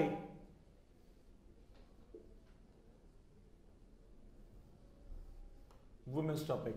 Why? And what is the meaning of role here? You need to identify. You don't need to study about every woman of India, but you need to identify the role, where they play the role. What is the meaning of role? Where there is some importance or some the changing factors with associated with the women's. Suppose that we as a whole some population of the 100, suppose that हम 100 लोग हैं, and women's nearly जो होता है वो 49 to 50 जो है वो स्पेसिफिक एरिया बताती है। मान लो 49 संख्या महिलाओं की और 51 मेल्स की है। ये दोनों मिलकर इस फैब्रिक को बना रहे हैं ना, इस सोसाइटी को बना रहे हैं। But in our society in ancient times we have lot of restrictions, we have lot of glitches, we have lot of, जिसे कहते हैं कि रुकावटें बहुत ज्यादा हैं, वो यहाँ पाई जाती हैं। अब ये जो 51 है, इट एंजॉय एवरी फ्रीडम, ठीक है, बाहर जा सकता है, काम कर सकता है, कुछ भी है, एजुकेशन इसको है, हेल्थ इसको सब कुछ मिला हुआ है। But these 49, majority of the 49 does not enjoy so much freedom because our society is patriarchy. क्या है ये? पैट्रियार्की है, पितृसत्तात्मक है, और इस पैट्रियार्की में ये वाला जो है वो किसके ऊपर डोमिनेट है? 49। तुम क्या करोगी, तुम क्या नहीं करोगी, ठीक है। तो यहां पर क्या देखते हैं, आपने देखा कि कन्या भ्रूण हत्या जो फीमेल फोर्टिसाइड है वो कितनी ज्यादा प्रिवेंट है, यानी वहां पर क्या हो रहा है, मेल चाइल्ड को बहुत एक्सेप्टेंस और फीमेल चाइल्ड को एक्सेप्टेंस नहीं है।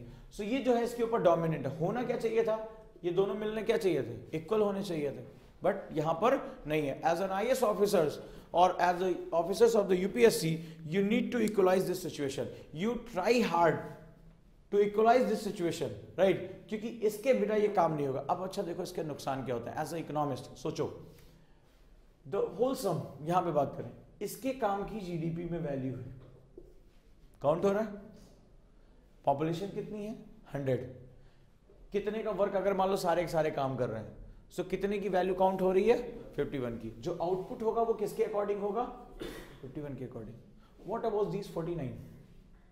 क्यों? क्योंकि तुमने इसको अच्छी एजुकेशन नहीं दी।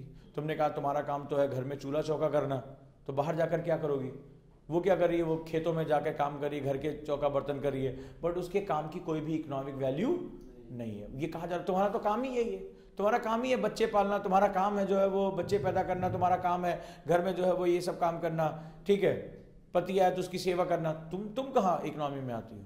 सो इसका जो टोटल जो होगा ये बताओ, इकोनॉमी में इसकी वैल्यू फायदेमंद होगी या नुकसानदेह होगी? एक लॉस है। अगर ये एक मेजॉरिटी वर्कफोर्स यहां से निकल कर आती है, स्किल्ड वर्कफोर्स में कन्वर्ट होती है, get the education, get the work acceptance, GDP में वो वैल्यू काउंट होती है, सो ओवरऑल क्या होगा, राष्ट्र की GDP आगे जाएगी, काउंट होगी, वैल्यू एडिशन होगा कि नहीं होगा। सो दैट वाई जो वुमेन्स का रोल होता है वो बहुत इंपॉर्टेंट होता है। अब रोल की अगर हम बात करें, so we have lot of restrictions, we have lot of glitches over there, और प्रॉस्पेरिटी भी बहुत है.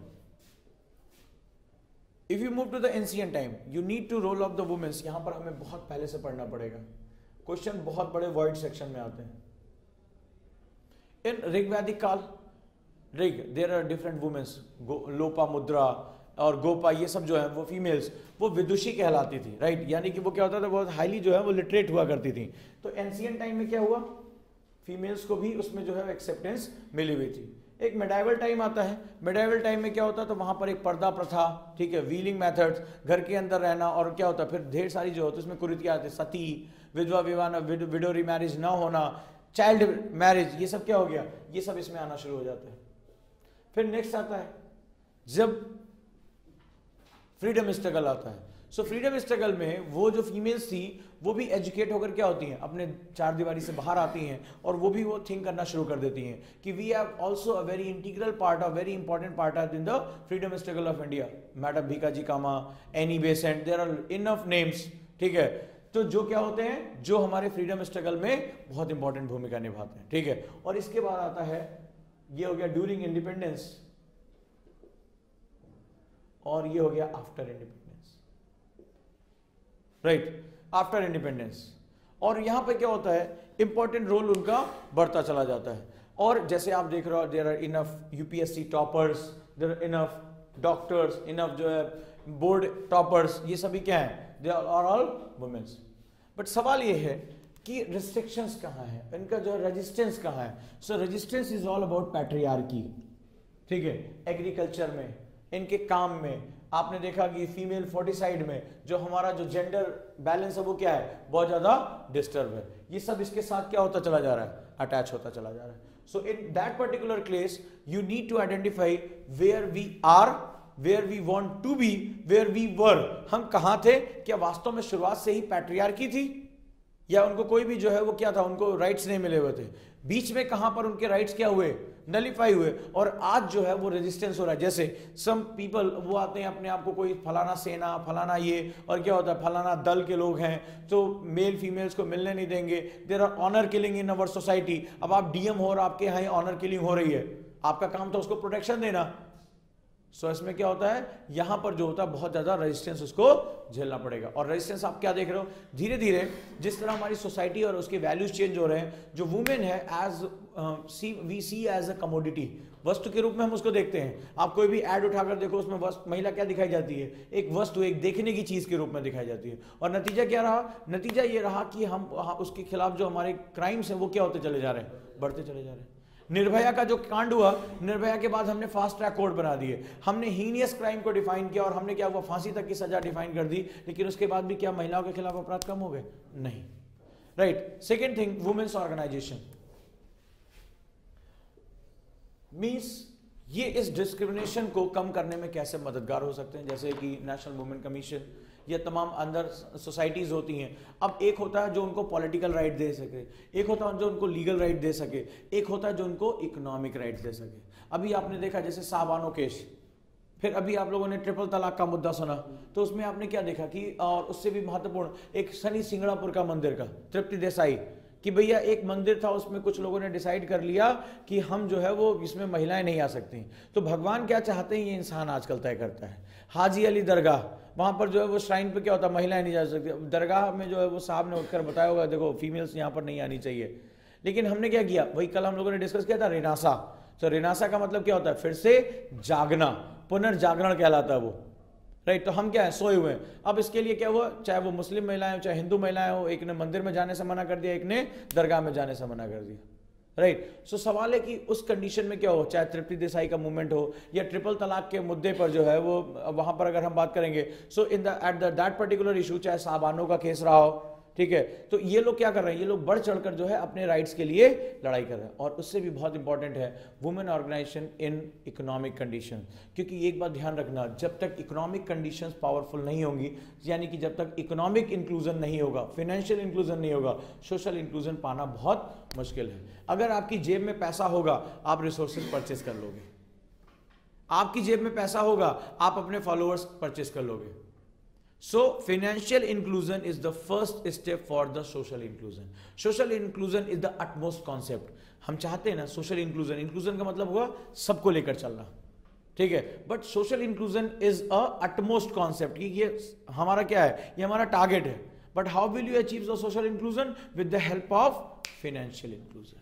And how will you achieve the financial inclusion? With the help of digital inclusion. ये एग्जैक्टली. सपोज दैट मैं तुमसे एक organisation में बात करता हूँ, देयर आर 4 वुमेन्स. अच्छा, अभी क्या है, सभी घर में इसमें एक महिला जो अचार अच्छा बना लेती है. अब अचार बहुत से आपने भी देखा होगा, हमारी दादी, हमारी जो मदर है, सिस्टर बड़ी, ये सब घरों में अचार बहुत अच्छा बना लेती हैं. अब अचार बनाना कौन सी बड़ी बात है, ठीक है. पति आ रहा है, काम कर रहा है, शाम को शराब वराब पी रहा है, पिटाई विटाई कर रहा है, उसका काम है, तुम्हारा काम खाना बना के रखना, बच्चों को पालना, यही हो गया. सपोज दैट उन्होंने एक फंड बनाया सेल्फ हेल्प ग्रुप में, थोड़ा सा उन्होंने बैंक से लोन लिया और बोला चलो अचार को हम लोग कमर्शियलाइज वे में चलाते हैं. शहरों में बड़ी डिमांड है आम के अचार की, कटहल के अचार की, XYZ, पिकल हमें बनाना है. And they start making pickles with the help of their own group. अब क्या हुआ, धीरे धीरे वो पिकल का उनका ब्रांड पॉपुलर हो गया. और क्या हुआ, उनकी इकॉनमी इंप्रूव हो गई. कल तक आखिर ये बताओ, वो जो हस्बैंड ड्रिंक करके आ रहा है और फीमेल की पिटाई कर रहा है या उसको मार पीट रहा है, क्यों मार रहा है उसको?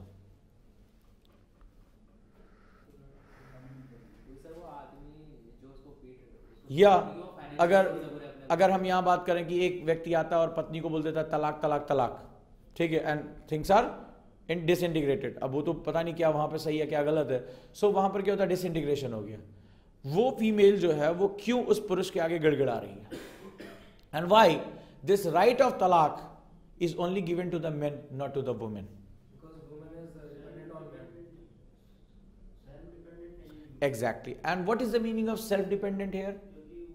What is the meaning of self-dependent here? Financially independent नहीं है, right? उसको पता है कि मेरे को अगर 2 वक्त की रोटी चाहिए तो यही कमा के देगा मेरे को पता है कि मेरे बच्चे को पालना है, मेरे को साड़ी कपड़ा चाहिए मेरे को, तो कौन देगा? ये इंसान देगा.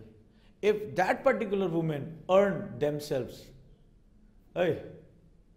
निकल लो तुम जरा किनारे, तुम अपना तलाक, अपना जो डिवोर्स अपने पास रखो, फिर कौन होता है मारने वाला, कौन होता है पीटने वाला? And that is one of the most important concept if you want to achieve social inclusion.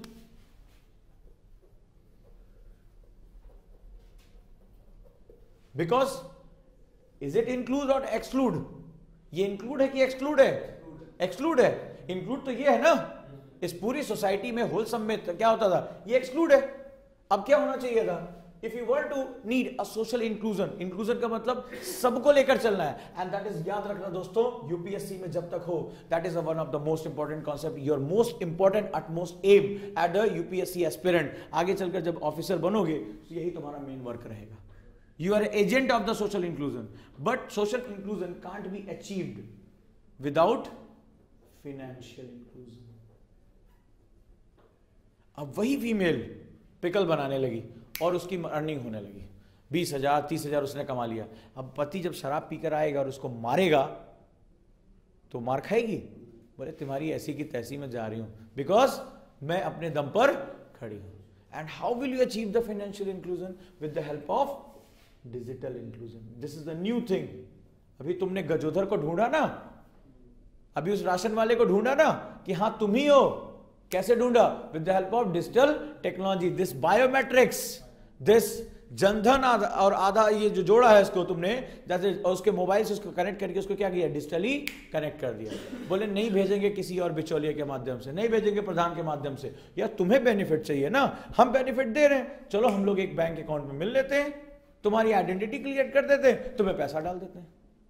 तो क्या हुआ? देने वाला पाने वाला दोनों एक जगह मिल गए, सप्लाई चेन शॉर्टर हो गई, बेनिफिट्स बढ़ गए. So if you want to achieve social inclusion, you first find out the financial inclusion. और अगर ये फाइनेंशियल इंक्लूजन भी पाना चाहते हो दोनों, so first you need to establish digital inclusion. Sir digital inclusion से ये पीडीएस सिस्टम वगैरह खत्म नहीं हो जाएंगे पीडीएस सिस्टम वगैरह डिजिटल अभी भी है. पीडीएस सरकार दे तो रही थी वहां पर, तो सरकार क्या कर रही थी कि मार्केट में 14 रुपए किलो गेहूं है ना, वो आदमी नहीं खरीद सकता, उसकी हैसियत 2 रुपए किलो, सरकार ने वादा किया हम तुम्हें 2 रुपए किलो देंगे, तो कह रहे हैं हम दुकान से देते थे। अब दुकान वाला चोरी कर रहा है, बेच रहा है, उसको कहीं कर दिया। सरकार घर घर तो देखने नहीं जा सकती। समस्या क्या थी कि तुम मार्केट से 14 रुपए किलो नहीं खरीद सकते थे। सरकार ने कहा तुम 2 ही रुपए किलो खरीदो, मार्केट में 14 है ना भाई, 12 रुपए हम दे रहे हैं, 12 रुपए का लॉस है ना तुम्हारा, वो हम दे रहे हैं, लेकिन किसी के माध्यम से नहीं देंगे, तुम्हारे अकाउंट में ही ट्रांसफर कर देंगे।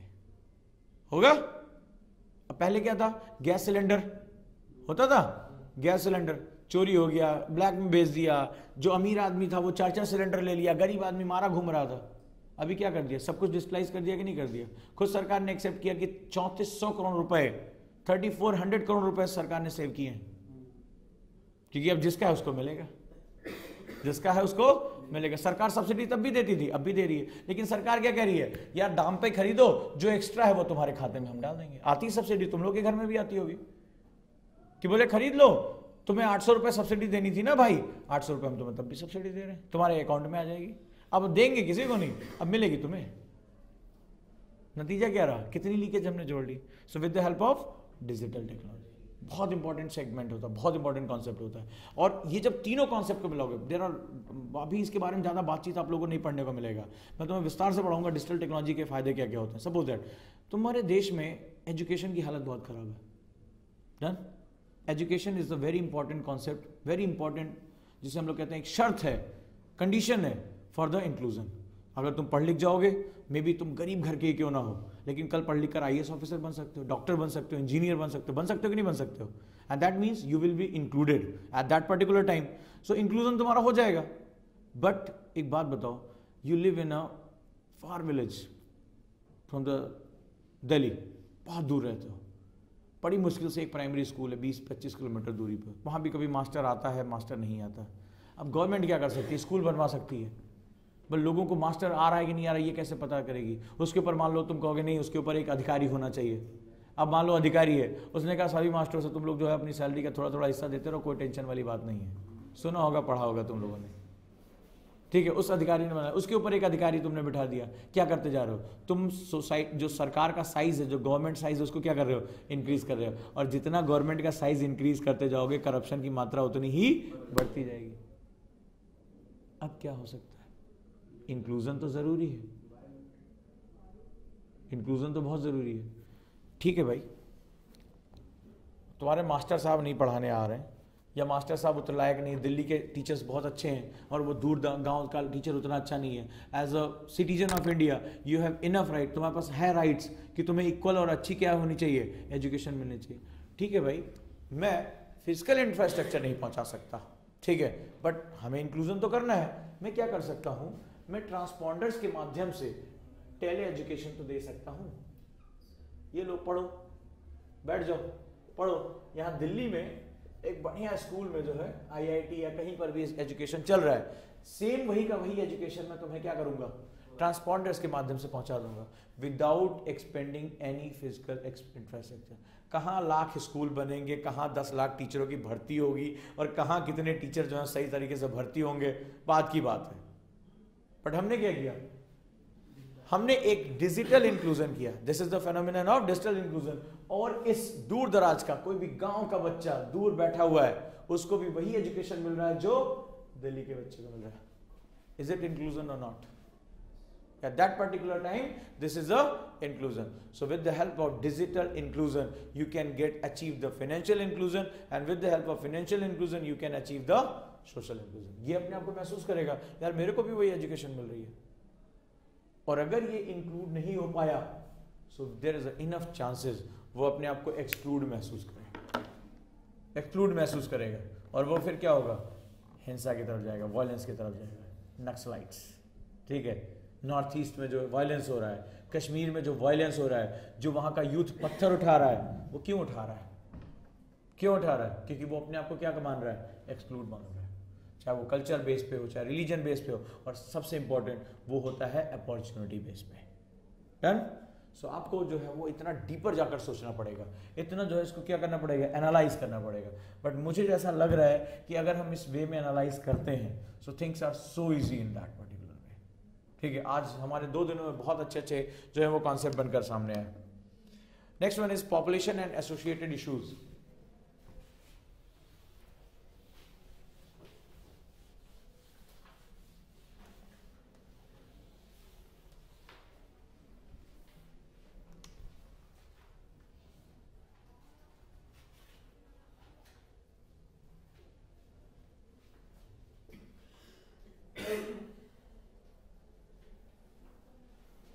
Next one is population and associated issues.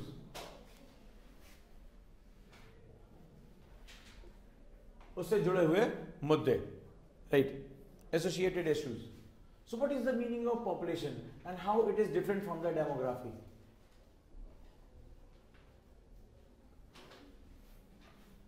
What is the meaning of population and what is the meaning of demography? अक्सर तुम लोग पढ़ते होगे, सुनते होगे, India has a demographic dividend, जनांकी लाभांश.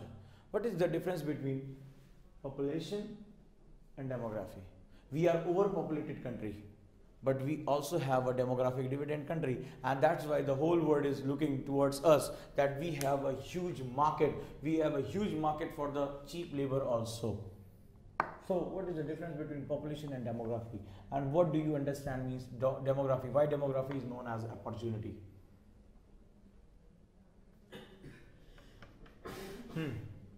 जनसंख्या और जनांकिकी में अंतर क्या होता है?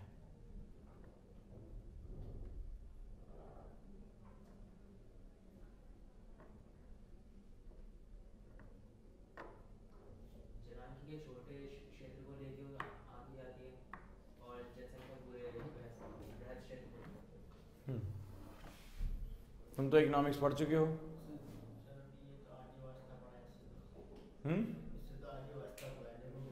जनांकी हो गए जो काम कर रहे हैं, उस मतलब उतने बंदे जो काम कर रहे हैं, जो एम्प्लॉयड है, और पॉपुलेशन मतलब सारे वर्ल्ड के जो बच्चे जो अनएम्प्लॉयड भी हैं, एम्प्लॉयड भी हैं, जो काम करना चाह रहे हैं। गुड, काफी हद तक सही करा है तुमने, कोशिश की है.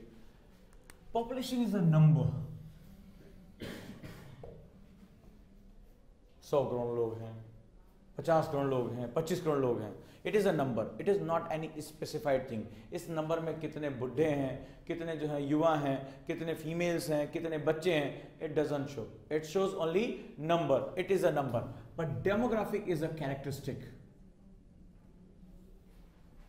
It is a characteristic. It is a specialization. That means in this particular section of the population, we have a huge youth population, right? That is known as demography. That is a characteristic. Characteristic means in that particular sense, if we use one word, demographic dividend. Jananki Labhansh. That demographic dividends means you have surplus energy and the huge youth population. That means in population segments we have 3 age groups. One is 0 to 14, 15 to 64 and above 65. Right? जब हम भी जानते हैं शुरुआत में हम बच्चे होते हैं, फिर हम युवा होते हैं, प्रौढ़ होते हैं और फिर बूढ़े हो जाते हैं, ओल्ड एज में चले जाते हैं. This old age and this young age, मतलब in childhood age, both are the dependent ratio. These are the dependent. छोटे बच्चों को स्कूल जाने के लिए, किताब कॉपी के लिए किसके ऊपर डिपेंडेंट रहना पड़ता है? इस पॉपुलेशन के ऊपर. बूढ़े हो जाते हो तो क्या होता है? दवाई वाई के लिए, मेडिसिन के लिए किसके ऊपर डिपेंडेंट रहते हो? इसके ऊपर डिपेंडेंट रहते हो. सो इसके ऊपर क्या होगा? प्रेशर बढ़ना शुरू हो जाएगा. If in this particular population characteristic, if there is a less number of old peoples and less number of childrens, so that means this population has a lesser burden, lesser dependency pressure. जैसे अगर तुम दौड़ना चाहते हो और मैंने तुम्हारी पीठ पर 2 बोरे लाद दिए, अब तुम्हारी स्पीड क्या हो जाएगी? कम हो जाएगी. और मैंने वो बोरे उतार दिए तो फिर क्या होगा? तुम बहुत फ्रीली दौड़ सकते हो. Same thing is here.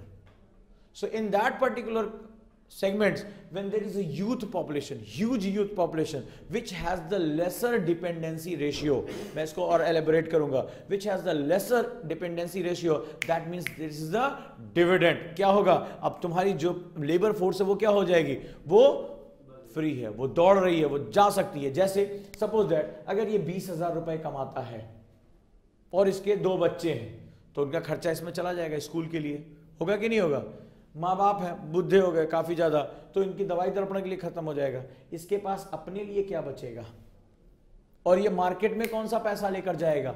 10,000 रुपये तो उसका इसी में ख़त्म हो जा रहा है. अब 10,000 रुपये खर्च करके लेकर जाएगा. लेकिन दूसरी कंडीशन समझो, अगर तुम्हारे पास यूथ पॉपुलेशन है, 20 साल के, 25 साल के जो यूथ है, अब उनके तो बच्चे भी नहीं है, यानी ये वाला खर्चा भी क्या हुआ? ख़त्म. माँ बाप अभी इतने वृद्ध नहीं हुए हैं कि उनको जो है वो दवाई दर्पण या बिस्तर पर ले जाना पड़े, तो भैया ये भी खत्म. दैट मीन्स जो तुम अर्न करोगे वो क्या करोगे? खर्च करोगे, और जब तुम खर्च करोगे so you have a bigger purchasing power parity, और जितनी परचेजिंग पावर पैरिटी होगी उतना ही ह्यूज मार्केट होगा, और जितना ह्यूज मार्केट होगा दुनिया भर की जितनी भी प्रोडक्शन कंपनीज है तुम्हारी तरफ भागकर अपने आप आएगी। आज इंडिया देखो सेल फोन्स के मामले में one of the top most जो है मार्केट है, ऑटोमोबाइल्स टॉप मोस्ट जो है मार्केट है। दुनिया की बड़ी से बड़ी कंपनी, आज से 4-5 साल पहले एप्पल अपना नया मॉडल इंडिया में लॉन्च नहीं करता था, आज वो मरा जा रहा है कि इंडिया की मार्केट में किसी भी तरह मुझे एंट्री मिल जाए, राइट। और परचेजिंग पावर पैरिटी के हिसाब से हम क्या है, दुनिया की तीसरी सबसे बड़ी इकोनॉमी है, नॉमिनल जिसे हम लोग कहते हैं कि अगर परचेजिंग पावर पैरिटी के बेस में, यानी हमारे पास इतनी कैपेसिटी है। और दूसरा क्या होता है, ये सिर्फ कंज्यूमर अच्छा नहीं होता है, इस सेगमेंट की एक बहुत खास बात होती है, ये वैरायटी कंज्यूमर होता है। जैसे इस वाले बच्चे को चॉकलेट टॉफी चाहिए, इनको तो केवल दवाई चाहिए, ब्लड प्रेशर शुगर कंट्रोल रहे।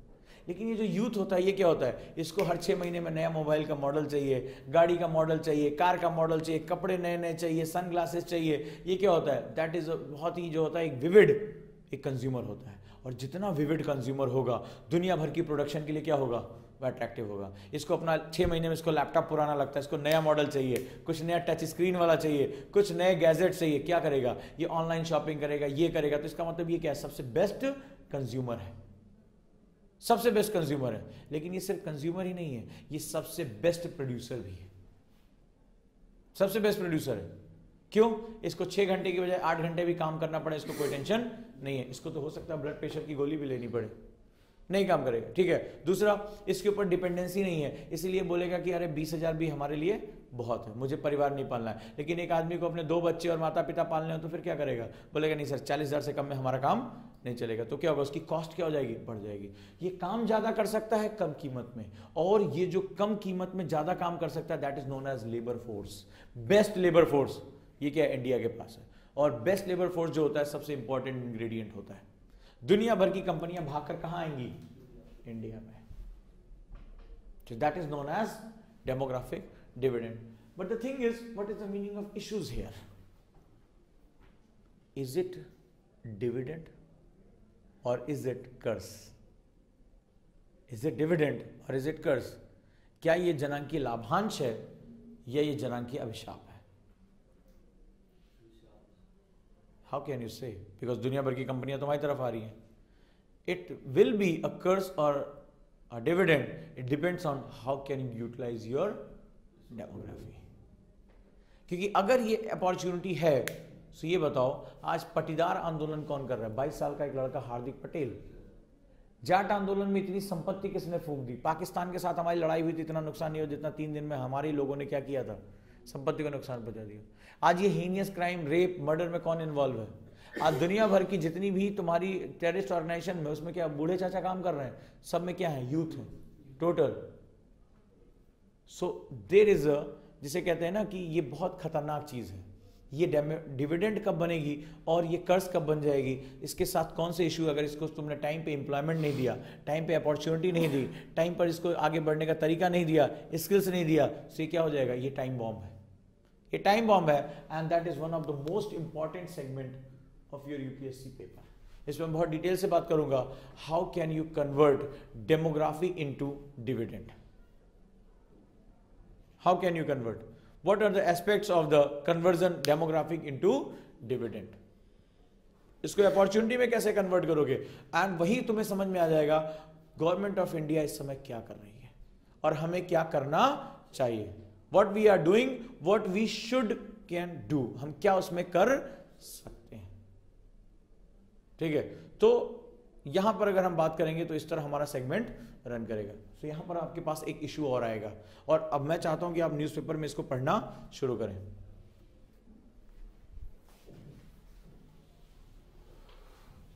मेरे ख्याल से आज आपको समझ में आ गया होगा पॉपुलेशन और डेमोग्राफी के बीच का अंतर क्या होता है, क्योंकि आप जितने भी न्यूज़पेपर पढ़ोगे बार बार कहा जाता है India is a demographic dividend country. ठीक है, but why we are in so hurry, इसमें तुम्हें बहुत से जवाब छुपे हैं। वाई वी रिप्लेस योजना आयोग and put NITI Aayog at the place of योजना आयोग। एक इतनी पुरानी हमने जो है वो ऑर्गेनाइजेशन को हटाया और नीति को लेकर आए। और इस बार तो तुमने मेंस का क्वेश्चन देखा था, transform, energise and clean India, TEC का क्वेश्चन आया था मेंस में। What is the meaning of transform? Why we need transform? Why we need energise? Why we need cleaning the society? So it's all about the things वो इसके अंदर छुपा हुआ है. When you understand the process of how can we convert demography into dividend, it has the 4 stages. 4 stages is had. That's why opportunity, the word opportunity, one of the most difficult word in UPSC. Opportunity is not about the giving the job. मैं तुम्हें prove कर सकता हूँ, ये किसी को job देना opportunity नहीं कहलाता है, किसी को पढ़ा लिखा देना केवल अपॉर्चुनिटी नहीं कहलाता. It has the 4 faces at the same time. अगर वो चारों रिक्वायरमेंट्स फुलफिल नहीं होती हैं, it is not opportunity. So you will have a deeper thinking about the word opportunity. When you have created the opportunity, you can convert your demography into dividend. Otherwise, there is a huge risk that demography convert into cuts. And you don't need to put any extra things. ये तुम्हारी जो demography है तुम्हें खा जाएगी, खा रही है, हो रहा है. जरा सी बात पे दंगे भड़क जाते हैं, जरा सी बात पे जो हिंसा हो जाती है, वायलेंस होता है कि नहीं होता है. So there is a huge things. Next one is most important segment, urbanization.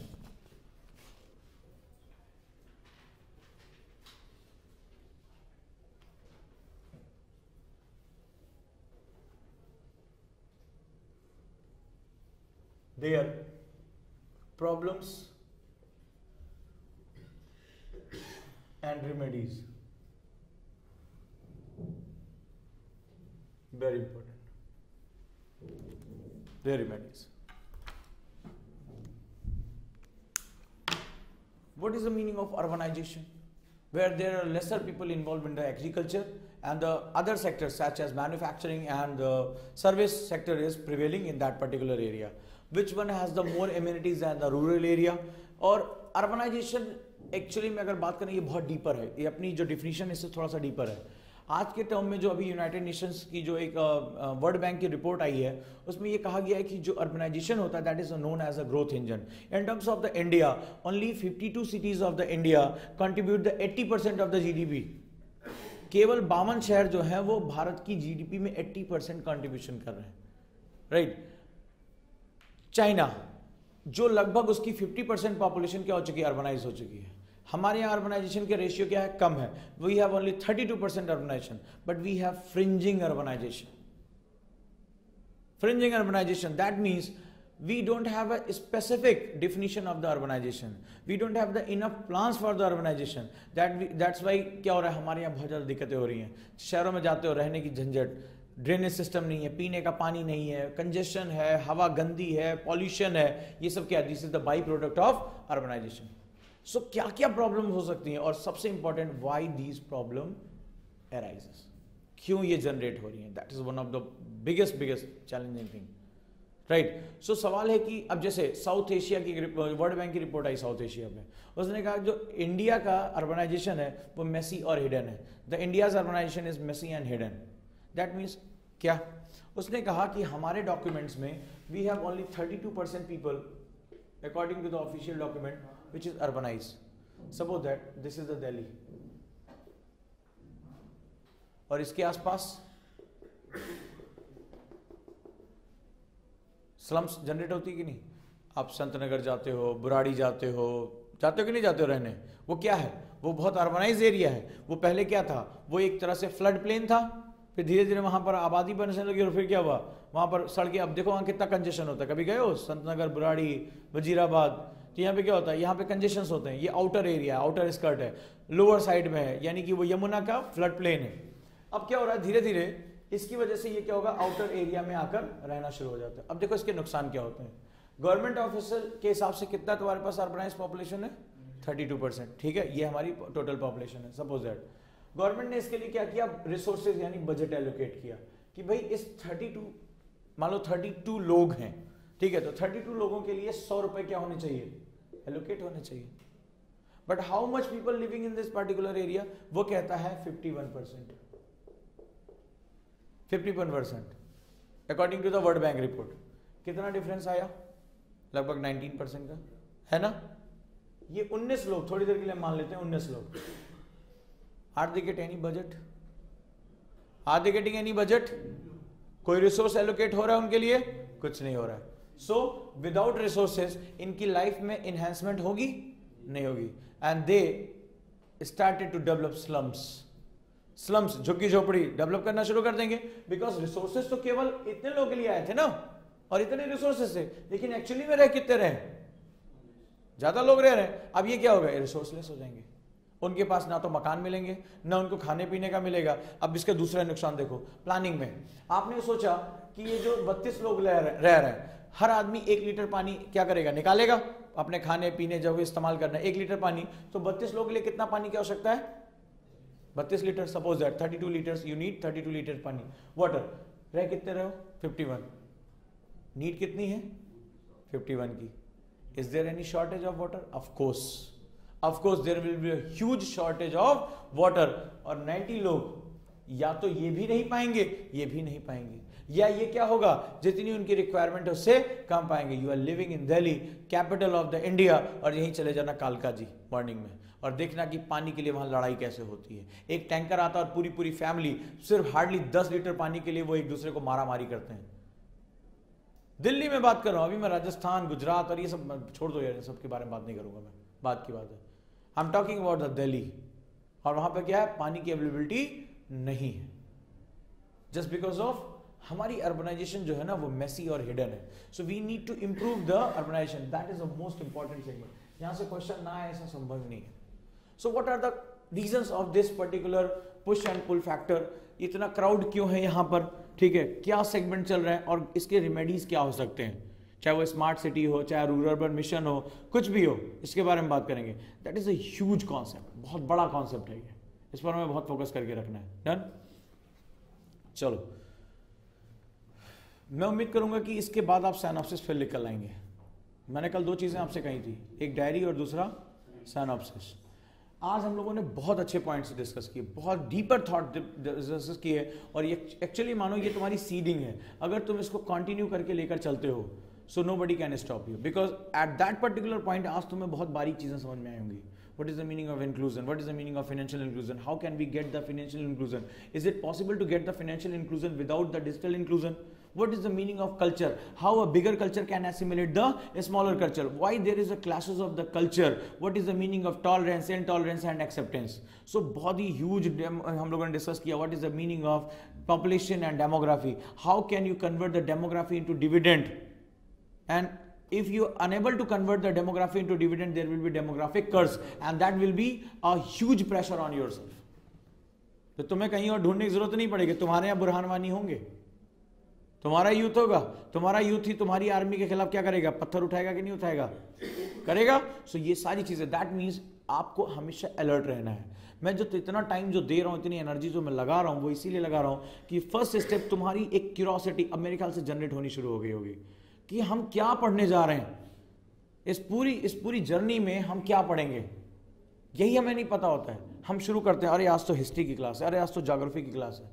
Now you have enough foundation. अभी अगर मैं जहां तक फर्स्ट पेपर में बात कर रहा हूं, तुम्हारे पास एक फाउंडेशन आ गया कि इस आर्ट एंड कल्चर में, इस हिस्ट्री में, इस फ्रीडम स्ट्रगल में, इस सोसाइटी में, इस वुमेन्स रोल्स में हम क्या पढ़ेंगे और हम क्यों पढ़ेंगे, क्यों पढ़ेंगे। मैंने जो एक काम किया है वो ये किया है कि मैंने तुम्हें ये माना है कि all of you are officers. मैं स्टूडेंट्स को नहीं पढ़ा रहा हूँ, मैं ऑफिसर्स को पढ़ा रहा हूँ, और ये सारे ऑफिसर्स अपने एम को लेकर बिल्कुल क्लियर होने चाहिए। मेरा कल फर्स्ट पहला पॉइंट था ना, you must have clarity of aim. So aim is, you don't think you will give examination in 2019, think you are an officer, and now start develop your thinking, develop your personality like officers. think करो कि एक female की problem को तुम कैसे short out करोगे, उनका role क्या है, उसको किसी को समझाओगे कैसे। Now you have enough information about that. अब इसमें तुम्हें क्या करना पड़ेगा, इसको स्ट्रक्चर में, जैसे जैसे हम जर्नी में आगे जाएंगे इसके और कॉसेस देखेंगे। लेकिन सबसे इंपॉर्टेंट होगा, अब जब तुम न्यूज़पेपर इस सेक्शन में पढ़ोगे तुम्हारे दिमाग में ये बातें क्लिक करेंगी, अगर तुमने मेरी बात को बहुत ध्यान से सुना है, और सबसे इंपॉर्टेंट अगर तुमने घर जाकर इसको सिनॉप्सिस में लिखा है। So one of the most important thing, synopsis ये डेली बननी चाहिए। मैं तुम्हारी वो फाइल देखूंगा और मैं तुम्हारी डायरी देखूंगा। ये 2 चीज कर लो, क्लास कभी मत छोड़ो, रेगुलर डायरी मेंटेन करो, सिनॉप्सिस बनाओ। आज से कुछ दिन बाद तुम्हारे अंदर इतना कॉन्फिडेंस होगा, तुम समझ जाओगे कि इस बार मेरी रैंक कोई नहीं रोकने जा रहा, बिल्कुल तय है तुम्हारा मैटर। सो बस इस वे में चलो। So first give time for the syllabus, इसको क्रैक करो, देखो कितना मजा आ रहा होगा, पूरा एक बनना शुरू होगा। और जो मैं तुम्हें जहां लाना चाहता हूं, यूपीएससी में ना हिस्ट्री है, न पॉलिटी है, न आर्ट एंड कल्चर है, न साइंस है, कुछ नहीं है, कुछ भी नहीं है। there is a economic polity, there is a economic history, there is a geopolity, there is a geoeconomy, there is a geoscience, right? यहां पर हर सब्जेक्ट का मिक्सअप है, यहां पर एब्सोल्यूट कुछ भी नहीं है, न हिस्ट्री है, न पॉलिटी है, न ज्योग्राफी है, यहां सब क्या है? मिक्सअप है। मिक्सअप का मतलब होता है applicability, that after the knowing the concept of the economy, how can you apply to develop your society? If you know how Reserve Bank will work, you know what is the meaning of development here. How can you develop the Antyodaya? How can you develop the man who stand at the last of your society? कैसे उसको develop करोगे? And why? इतना साल हो गया, 70 years, we put lot of program and policy. There is every time, every government put lot of huge of money into the society. फिर भी आज भी हमारे देश में दुनिया के सबसे ज्यादा गरीब क्यों रह रहे हैं? This is the thinking. So where we failed, and the most important thing, where is the solution? Because you are the agent of change. Because at the time जब आएगा समय तुम्हारा, so you will be the agent of change. You will put the solution in the society. At your utmost creativity, at your utmost thinking, तुम solution provide करोगे. बहुत IAS officers कर रहे हैं.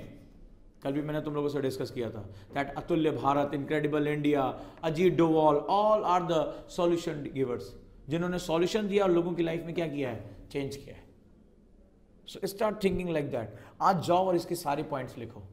ये नहीं लिखोगे तो वेस्ट है, तुम लिंक नहीं कर पाओगे. तुम्हें खुद महसूस हो रहा होगा कि तुम्हारे अंदर एक क्यूरोसिटी डेवलप हो रही है. ये क्यूरोसिटी ही डेवलप मैं करना चाहता हूं.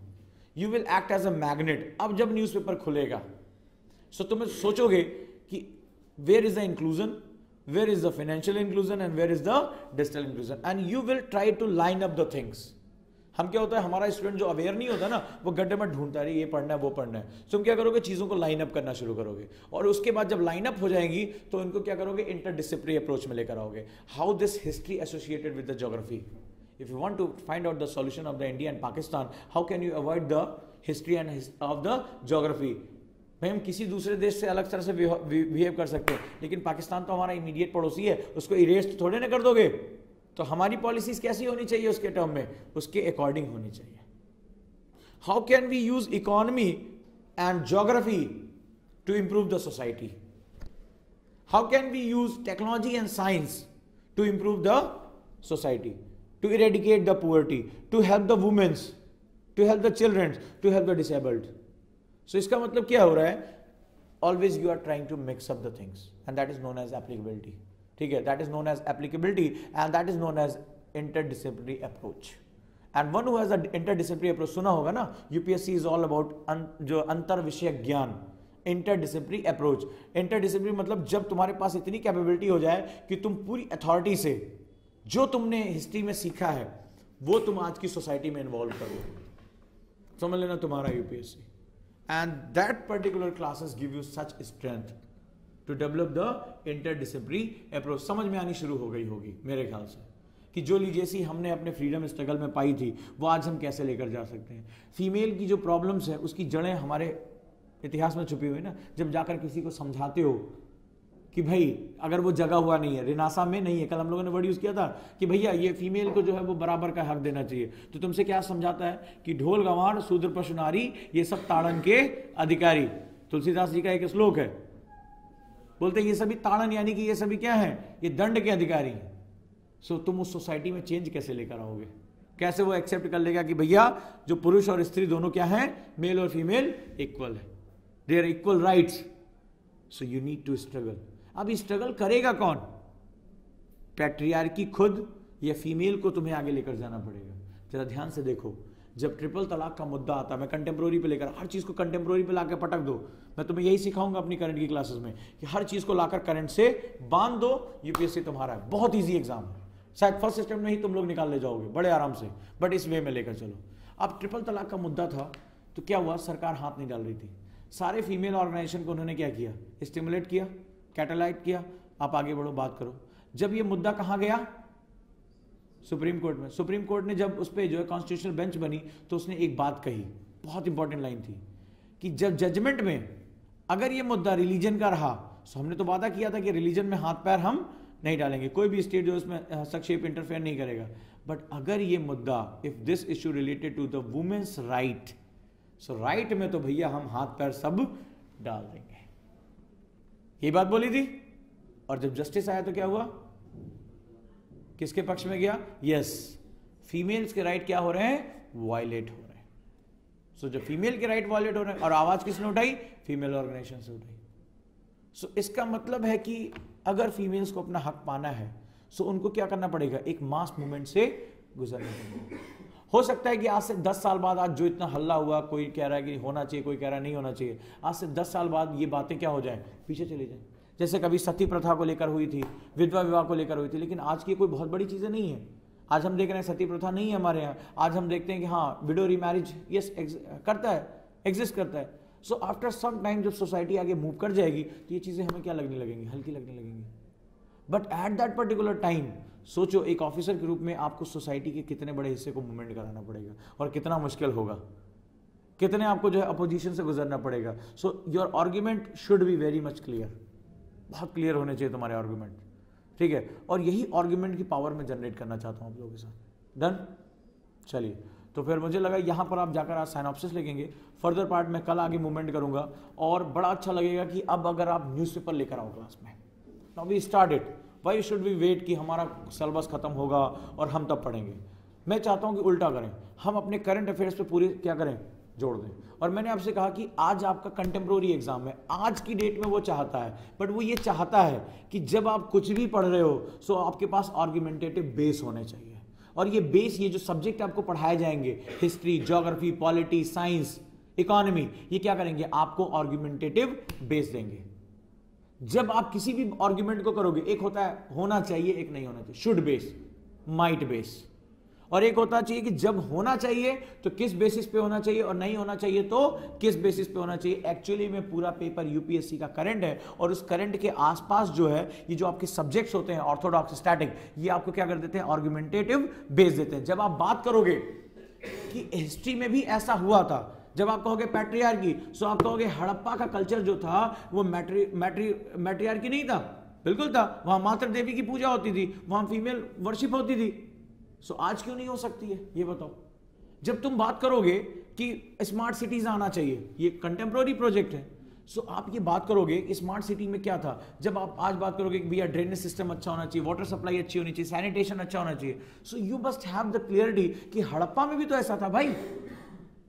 एक अर्बनाइज सिविलाइजेशन थी हड़प्पा, जब उसको पढ़ोगे, और वहां पर क्या था? वो शतरंज की तरह था, चेस की तरह, और वहां पर जो है वो ड्रेनेज सिस्टम इतना था कि पानी ऊपर आता ही नहीं था, नीचे नीचे फ्लो करता था, कोई गंदगी नहीं थी, इतना बढ़िया जो होता नक्शा। So we have all the legacy हमारे पास है, हमें उसको क्या करना है? रिवाइव करना है, हमें कोई नई चीज सीखनी नहीं है। ये स्मार्ट सिटी हमारी कब थी? 5000 साल पहले भी थी भाई। सो आज क्यों नहीं हो सकती है? मुझे आर्ग्यूमेंट दो। सो आज की डेट में तुम्हें आर्ग्यूमेंट करना है, you need to argue for today, but you must have the base from the past.